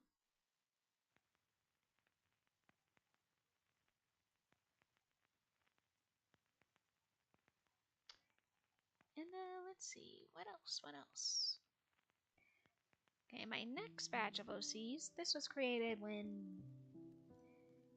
I guess, very late last year, or maybe the year before?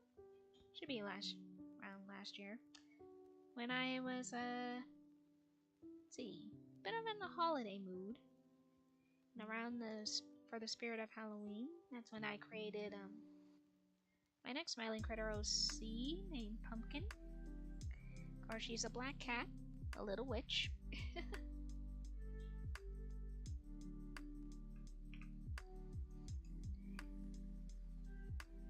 And yeah, her story about her is very interesting as well. Then after that, I created a few more OCs to go along with her. She and her crew, or calling them the creepy critters of the Brickle Woods.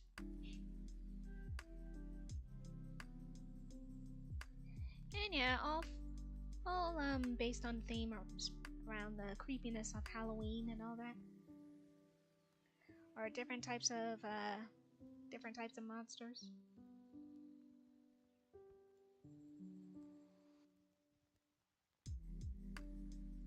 She's still a lot of fun to draw. The next OC that was part of her crew, his name is Buddy.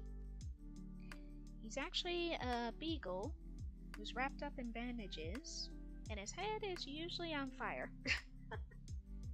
Or his head usually has a trickle of like a lit match on top of him. Next one is Beanie. She's also a different type of monkey. And let's see, I basically based her off of the movie The Thing.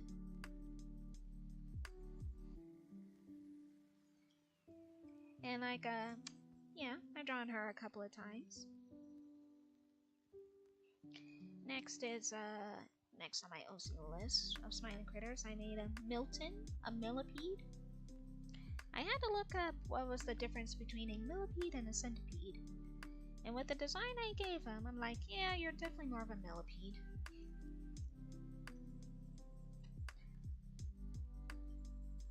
And one of the first few bug-like OCs that I made. Let's see, next is I named her Millie, a real ghost moth. She was fun to think of. And then finally you have Hector. Just Hector. He's more like a shadowy entity. It's kind of hard to describe, but yeah.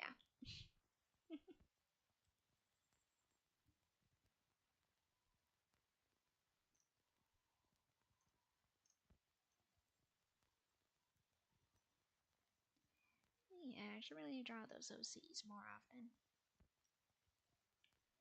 At least I gotta finish up the bios for them.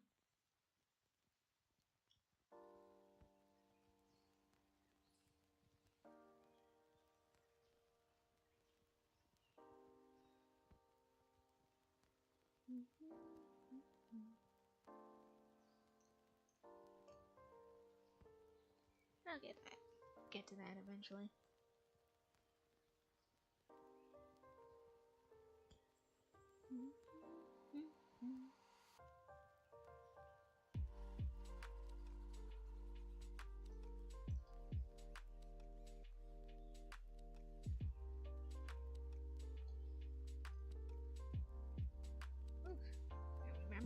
Once again, gotta remember to stretch.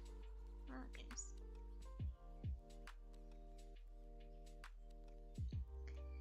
Yeah. Still enjoy drawing them, my little band of misfits.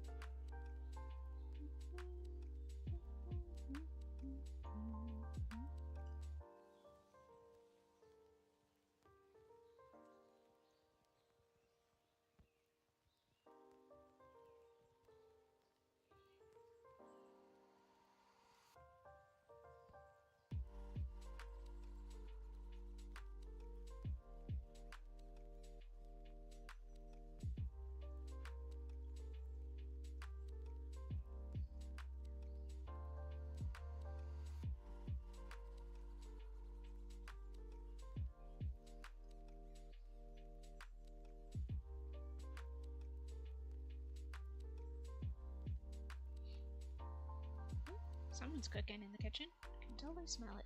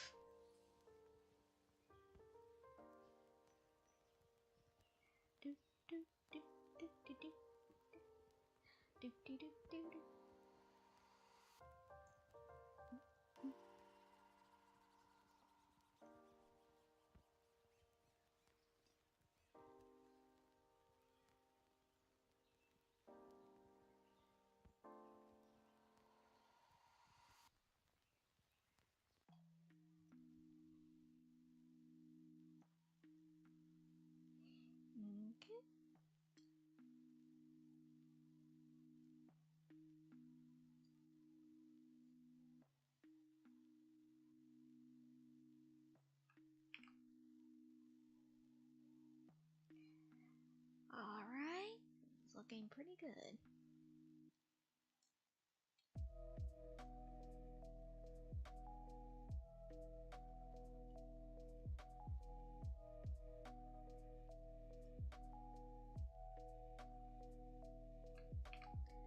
I'm going to save and need to stretch. Phew.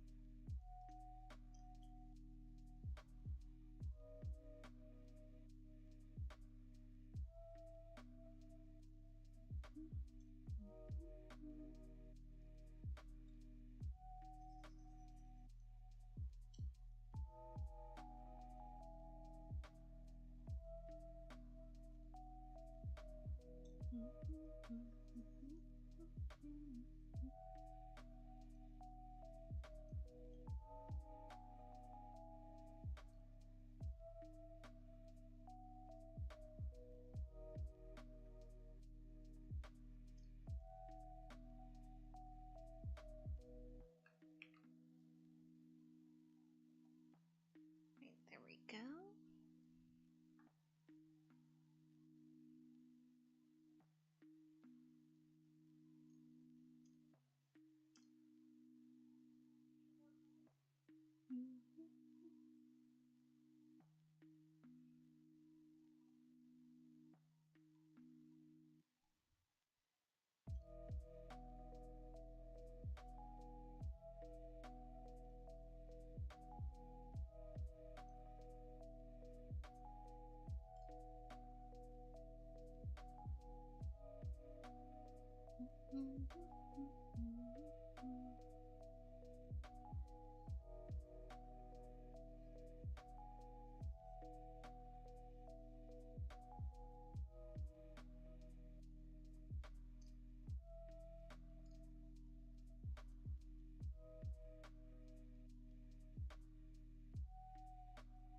Make this a little bit darker.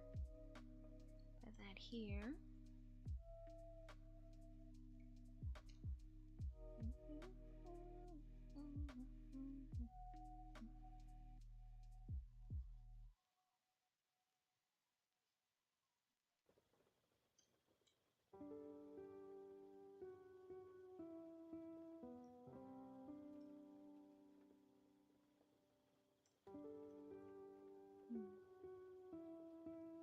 Maybe eventually I'll stream myself gaming.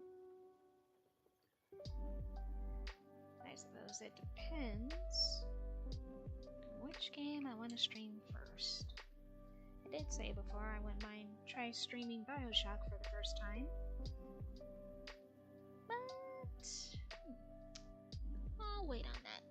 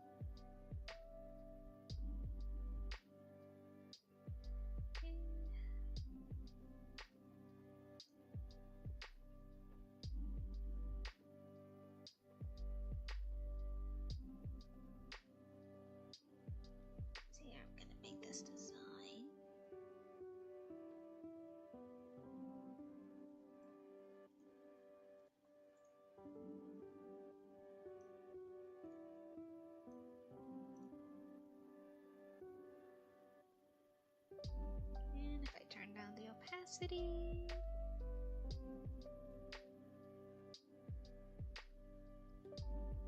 Trying to see if this will work.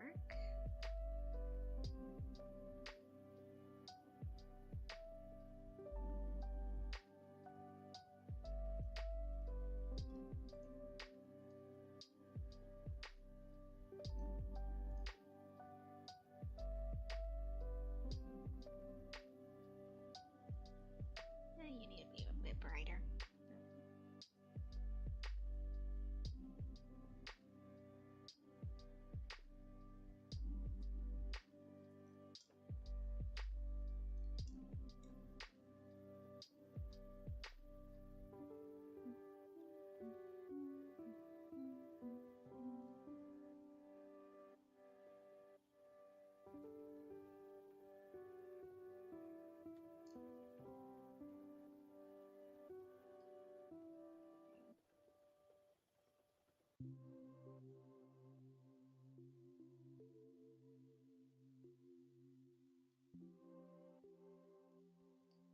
Do it like this. And bring this down to at least 39-ish. That still works. Hello, Jojo. Thank you very much.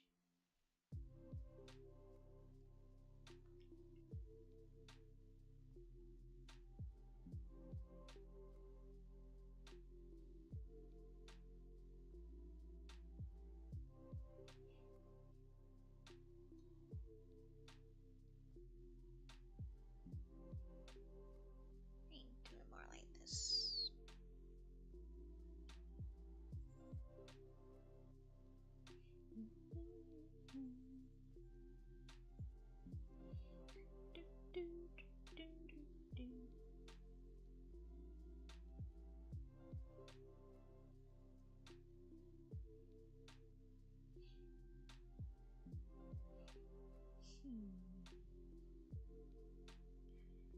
See the vision, but it's not getting to where I want it to go. So, let me get rid of this.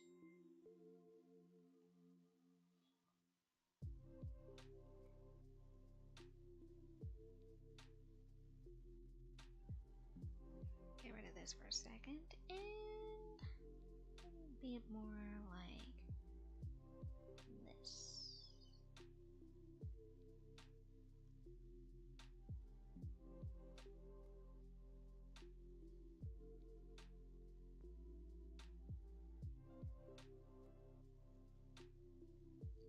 Actually, let me see something here. They got another reference. How did I do catnaps? Okay, yeah. I went around here and I served up. Yeah, I could do something a little similar to that.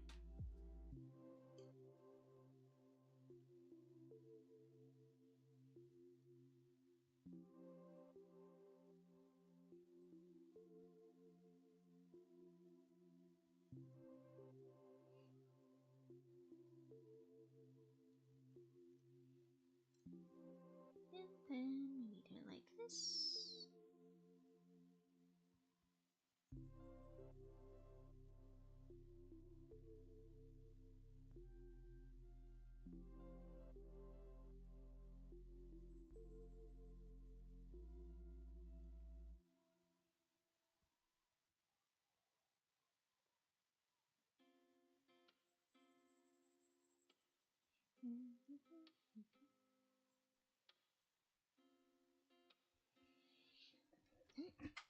Oh, ah.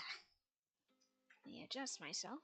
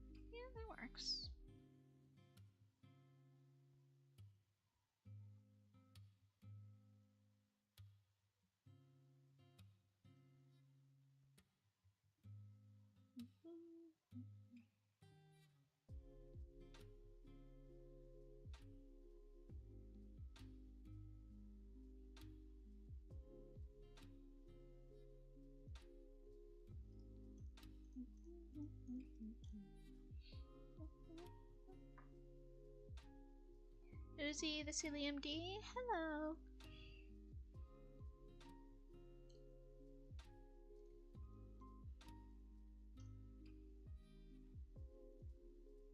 Okay.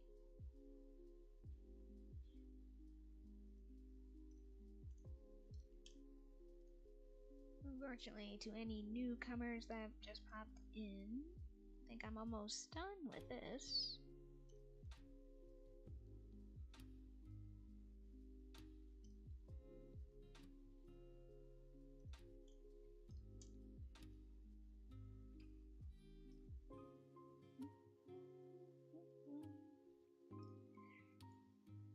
Yeah, at least you can see how it all turned out.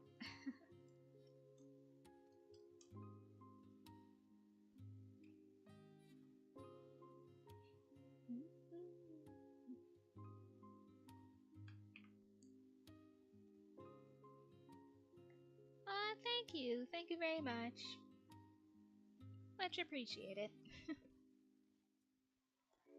Hey, the music's still going. Always gotta double check on that.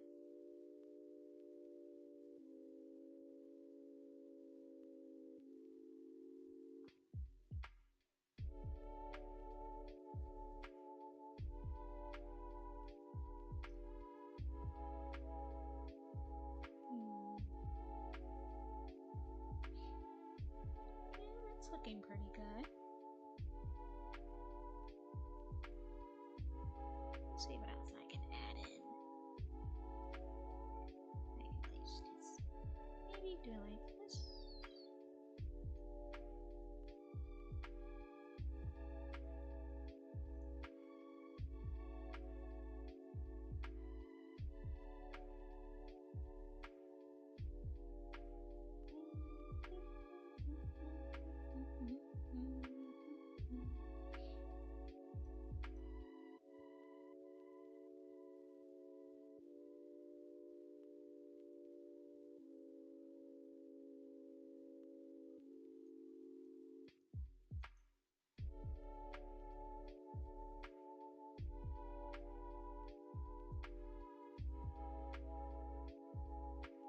Always been about what design would stick.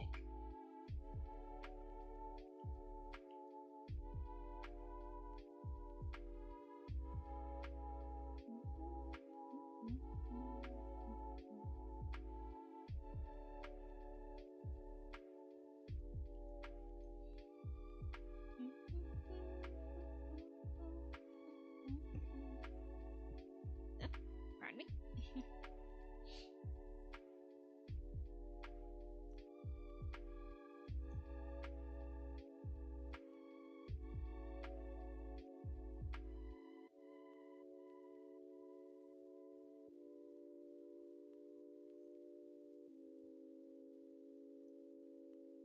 More like this.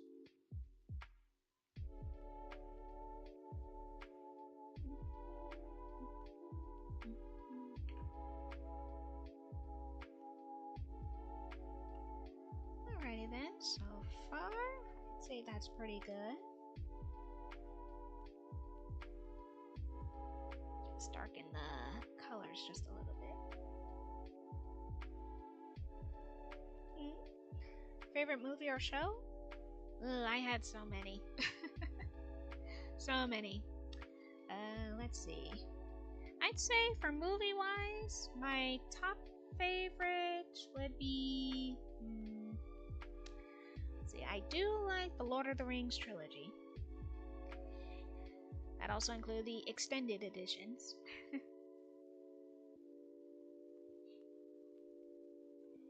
And let's see, favorite TV show? Ooh, that's also a... there's a lot to choose from there. But I've always been a big fan of Courage the Cowardly Dog.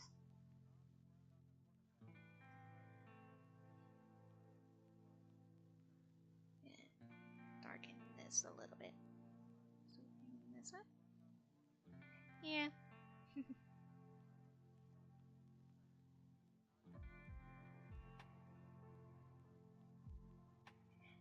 Yeah, I grew up a lot with Cartoon Network and old Nickelodeon and Disney back in the day.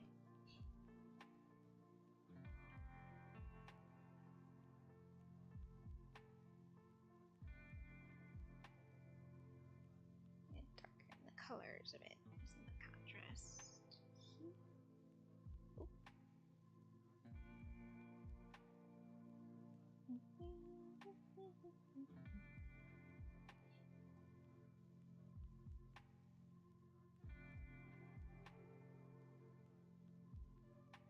Just wanna darken this just a little bit.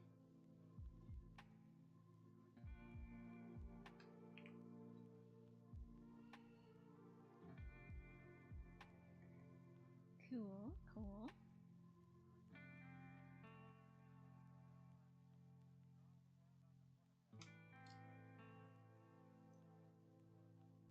And maybe add in just a little bit more.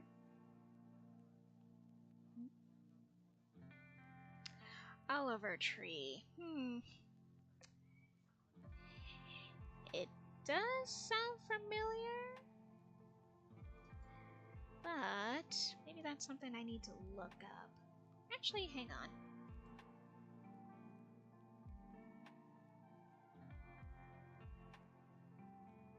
Let me see something.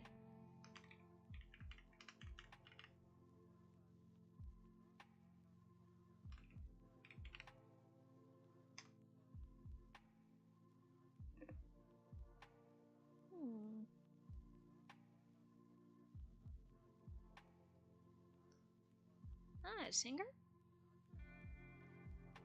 Oh no, I don't think I ever heard of Oliver Tree.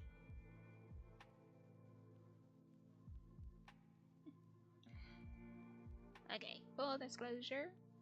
When it comes to singers and actors, I live under a rock.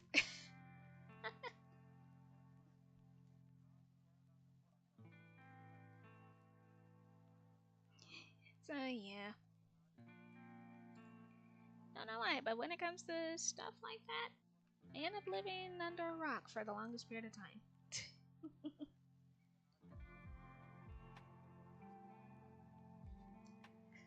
Oh boy. I used to listen to a lot of bands back then, but... Yeah.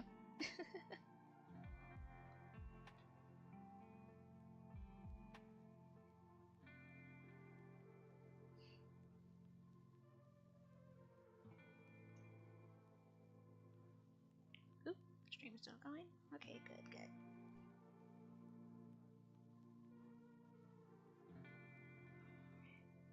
And yeah. Honestly, when it comes to music, my tastes actually varies, to tell you the truth. I do like video game soundtracks, and there are certain, maybe more of the, old classic, 80s and 90s rock. I used to listen to those a lot. Still do.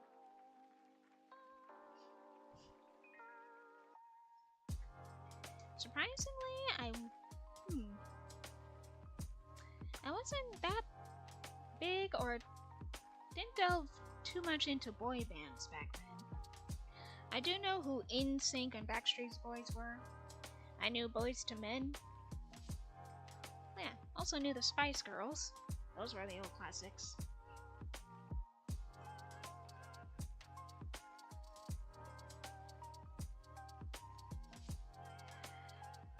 But yeah. When it comes to trying to remember actual either actors or singers that everyone else knows, I am literally in a cave.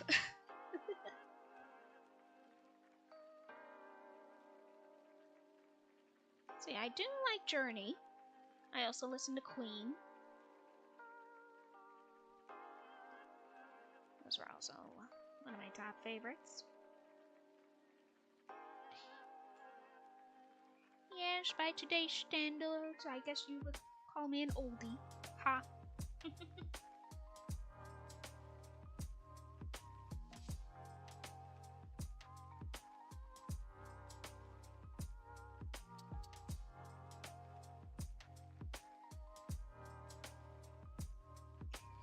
Yeah.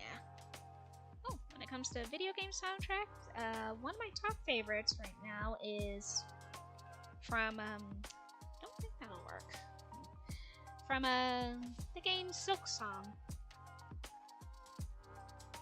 You know, Hollow Knight Silk Song. I really like their soundtrack. And also the soundtrack from Cult of the Lamb. That one's pretty good.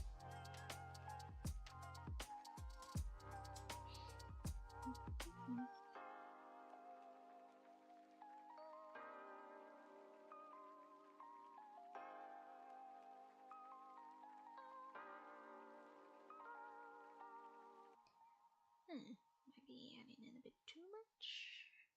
Maybe keeping it simple might help.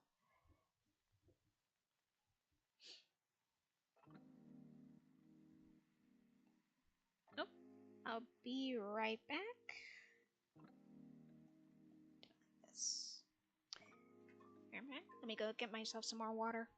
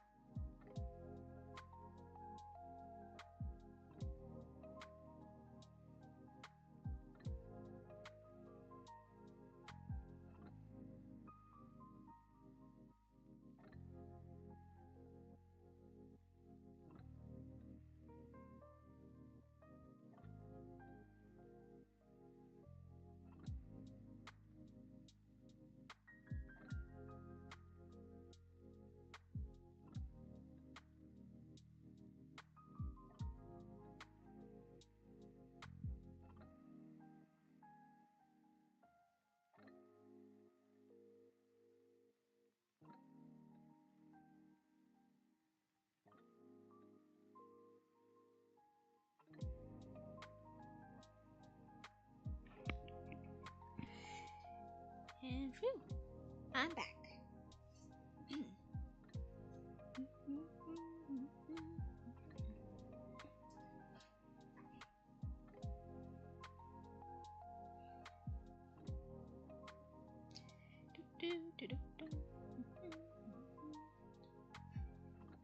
Right, and everything's still functioning. Thank God.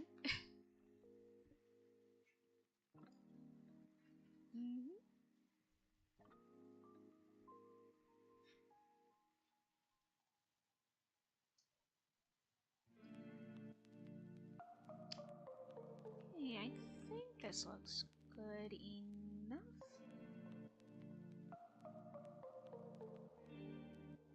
Just make sure not everything is missing from here.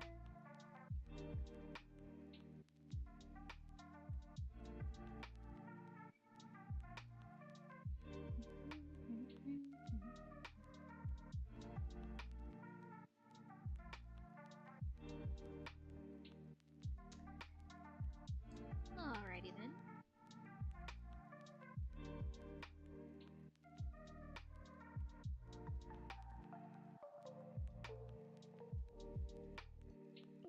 sign it in green.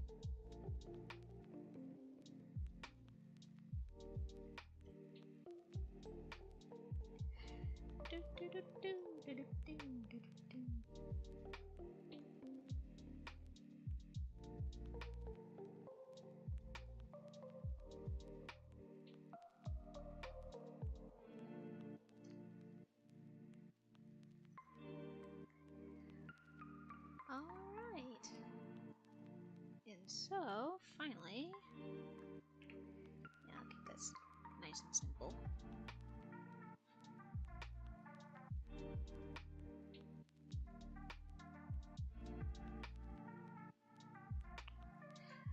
Alright, and with that, Picky Piggy here, she's all done.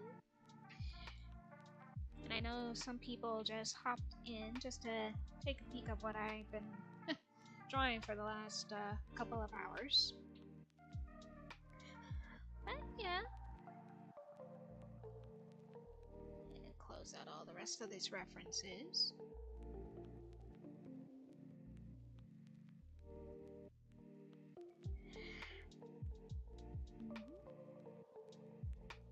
Oh, thank you. Thank you very much. I can... No, I guess before closing the stream, I can show, let's see, show the others. Show the rest of the crew. Hey, Yurdigata. Let's see, Picky Piggy. Alright, where are you?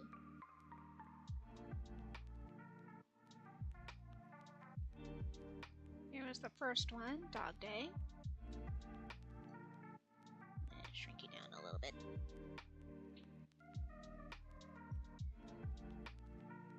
See, I really like the lighting on how I handle this one. It's a bit more shinier compared to the others, but yeah. The dudes bathe in sunlight, really. I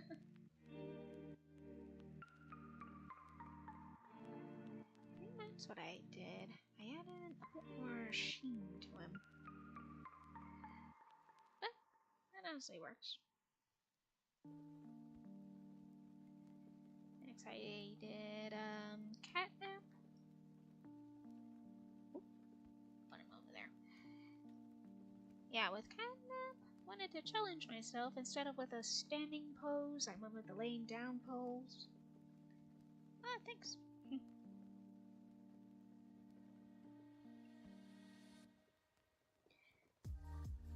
Alright, and next I have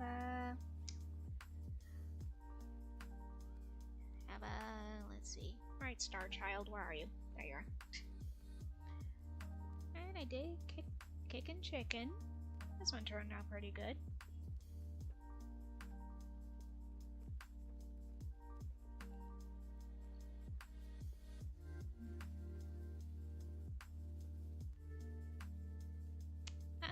Thank you very much.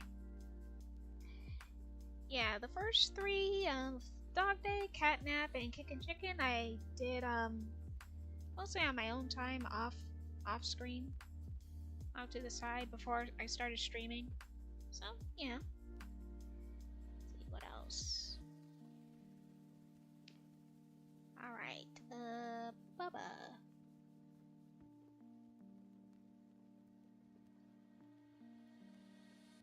There you are. Okay. Bubba Fett turned out pretty good too.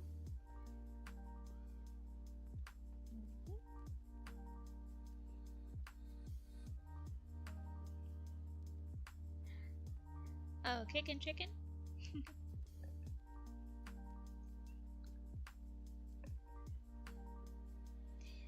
Nice. Okay, Bubba Fett, I think he was the first one. He was the first one I started streaming. I may have to go back to my other streaming videos to see which one I drew first, but I'm sure it was Bubba.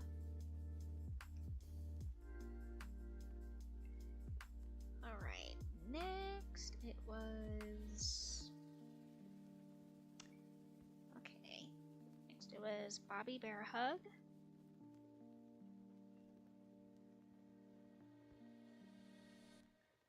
That one turned out pretty good.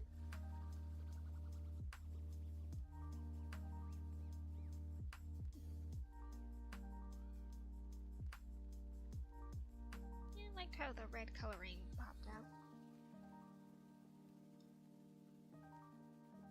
Let's see, who's next? What's next? Where are you? When you've drawn so much and you have so many in your files.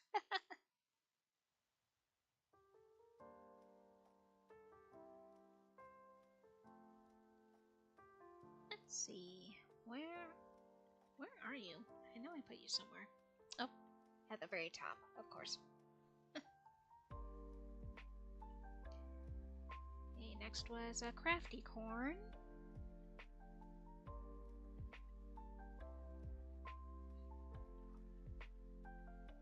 Yeah, this one turned out pretty good too.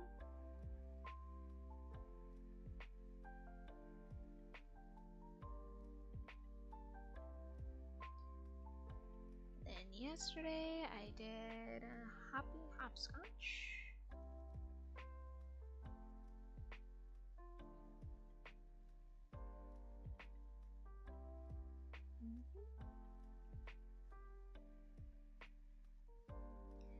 Crafty is your fave? Aw. Nice, nice.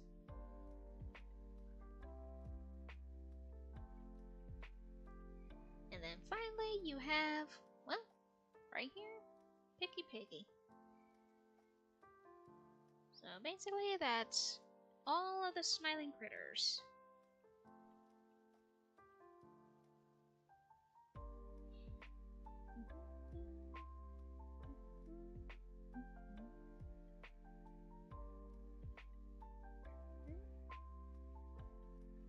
Thank you, Jojo.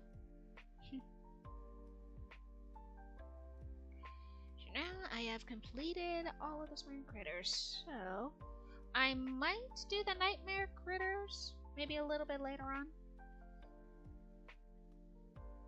Do you want to see unicorn again? Oh. The unicorn one, that's crafty corn. Let's see if I can bring her out here. Here she is.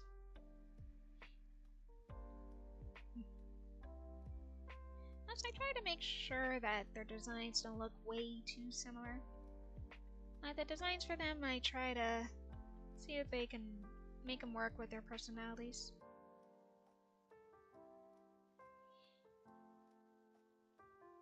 Thank you.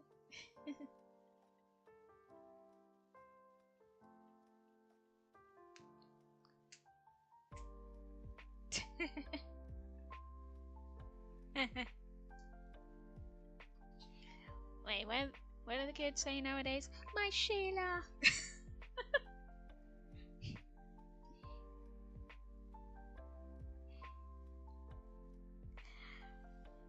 Yeah.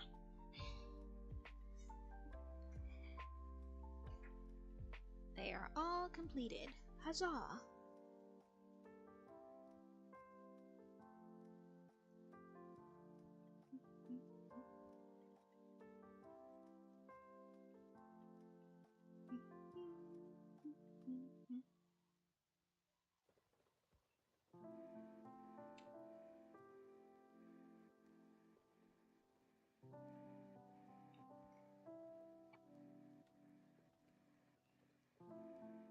Okay, let me see. How long do you think it took you to finish all of these pieces? For each one, when I'm honestly not too busy, like a couple of hours. Like 2 to 3 hours. Of course, I do try to take small breaks in between and like, you know, also remember to snack on something. But when I'm busy, like if my work schedule ends up getting in the way, that's be like a couple of days.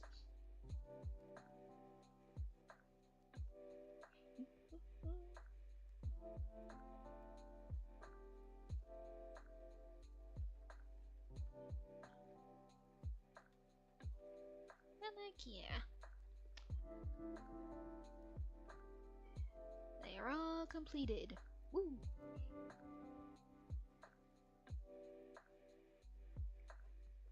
Let's see. I'm gonna close some of these. Just do it like this. And it's amazing, me drawing these characters end up becoming a hobby of mine.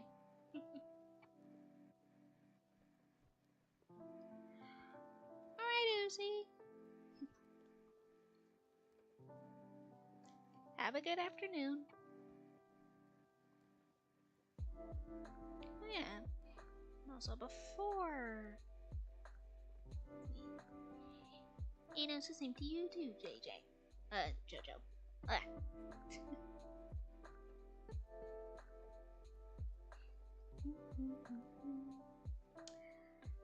and let's see here. I guess before I officially close the stream for today, I could pull up what the nightmare critters look like, or at least how I first drew them. Mostly design-wise.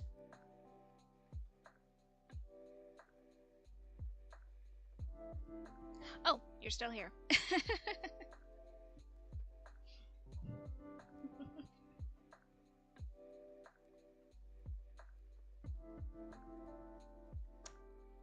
Okay, let's see. Let me see if I can pull them in. Actually, I'll just show these before closing. Alright, here's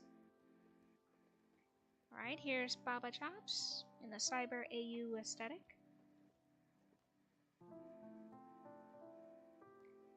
Yeah, she wasn't too difficult to design, or to come up with a design for.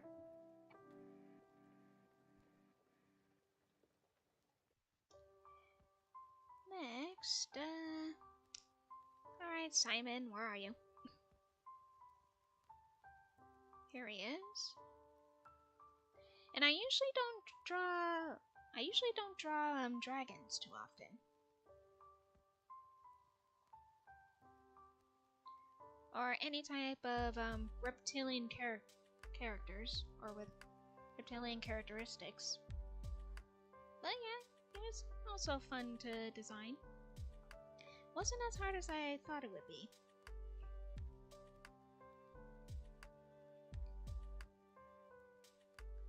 And let's see here.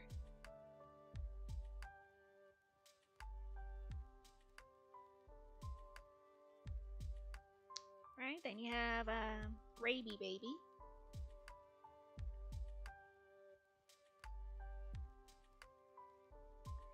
Yes, I'm still questioning the names as well. Yeah, I actually had to sit on her design for a little bit, trying to think of what I can pull together. And I thought of, how about mixing in pearls? Or pearl-like designs.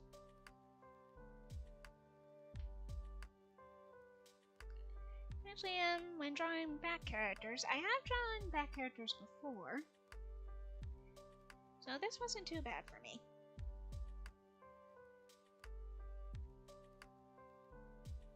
Just getting I guess the only challenge was trying to get the particular shape of her head, really.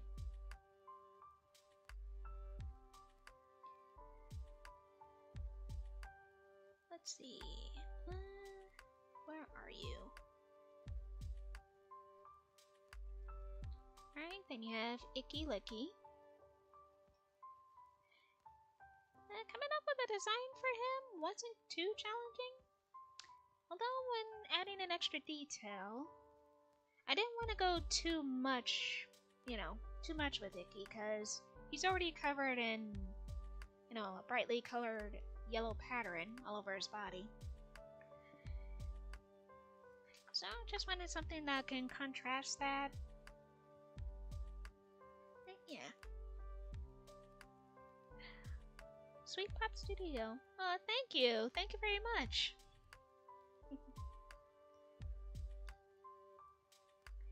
So yeah, when it came to Icky,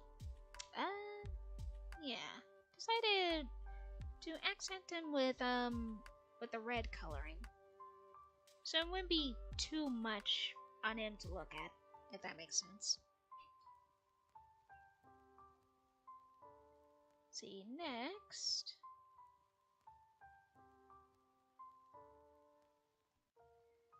Right. Next was Tui, the rat. Honestly, out of all of them, he's one of my top favorite designs that I made.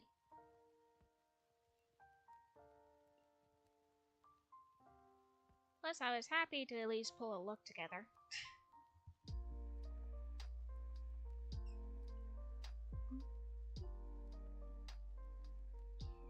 And I'm glad I went with a darker blue.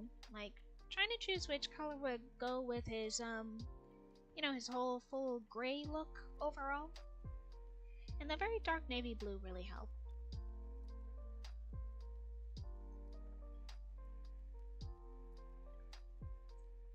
Yes, he's so adorable. But apparently, according to his wiki, he's a real chatterbox, chatting about stuff that leads to nowhere sometimes.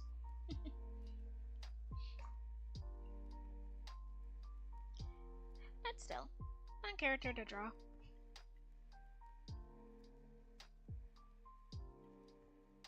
Right, next up is... oh yeah, Maggie Mako, the shark.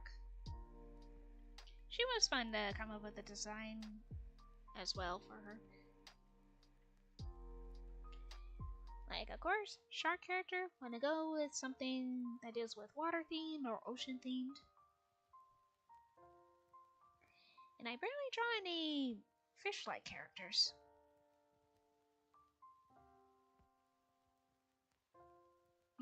A shark that has a real sweet tooth. And yet, if she loses a tooth, she can easily just grow it back.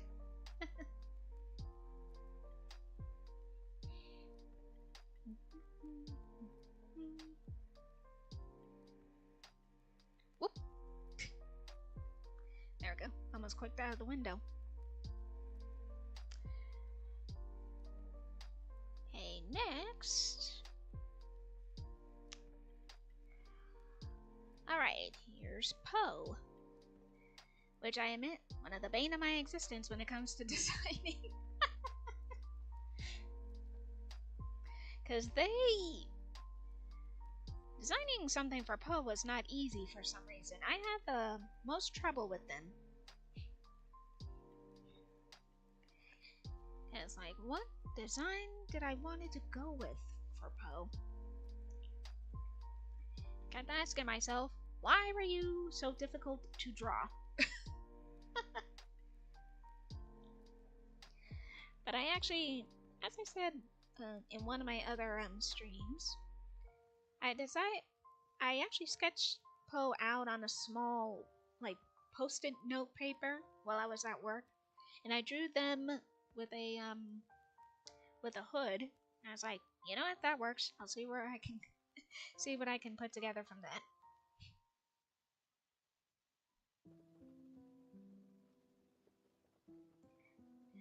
So, like, yeah. Also adding in the, let's see, certain tips of their wings, which also helps represent the little lightning underneath the cloud.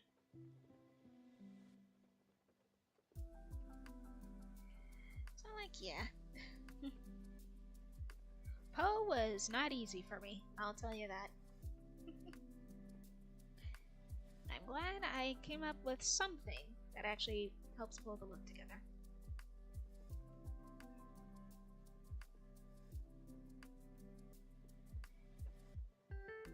Okay, and last, and certainly not the least, you have Alistair, or Al the Gator.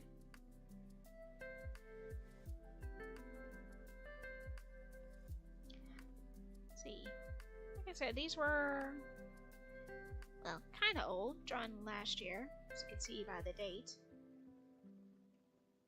Mostly to help me come up with designs for them. See, Al wasn't too bad to think of.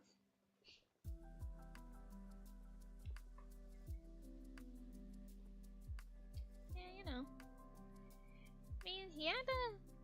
design, like before I came up with my own, all I did was just add in a few more things here and there.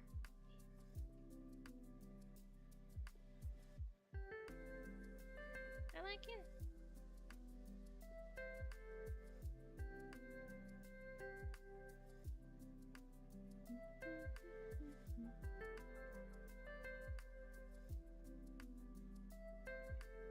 So all these were done last year. Okay.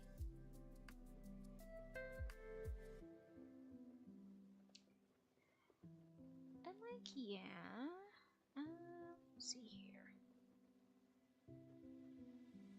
I guess I could show at least a couple more things before I hop off. Let's see.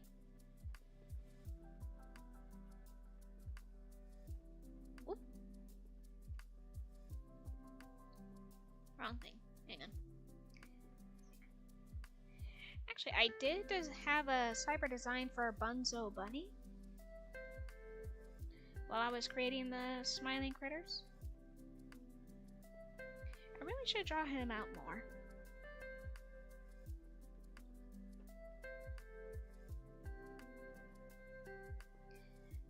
I like him.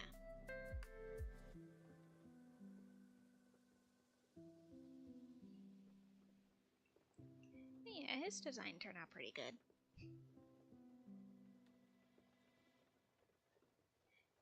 Like I said, I really should draw him out more.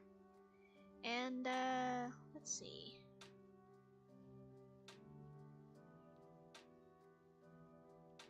I also did, Huggy Wuggy and Kissy Missy.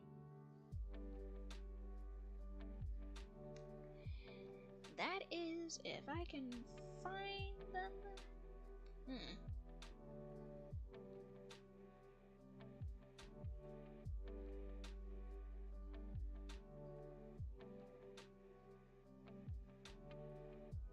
I wonder where they are. Oh, just a second.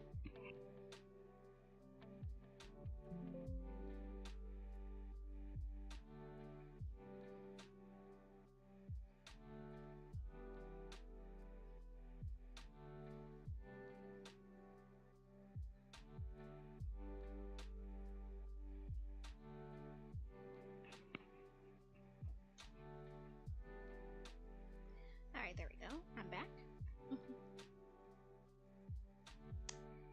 And where did I put them? I knew I drew them. But Hark. Oh, they're there.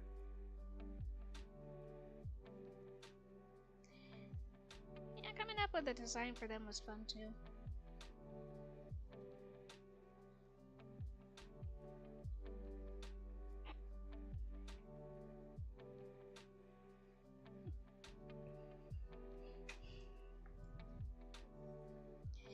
Yeah. Okay.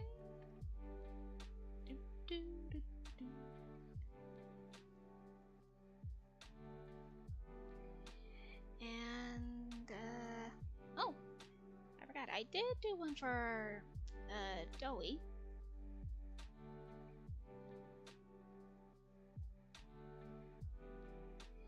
And this one was drawn much earlier this year.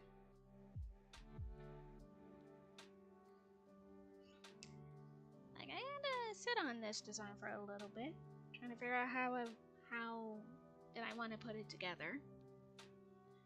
But yeah.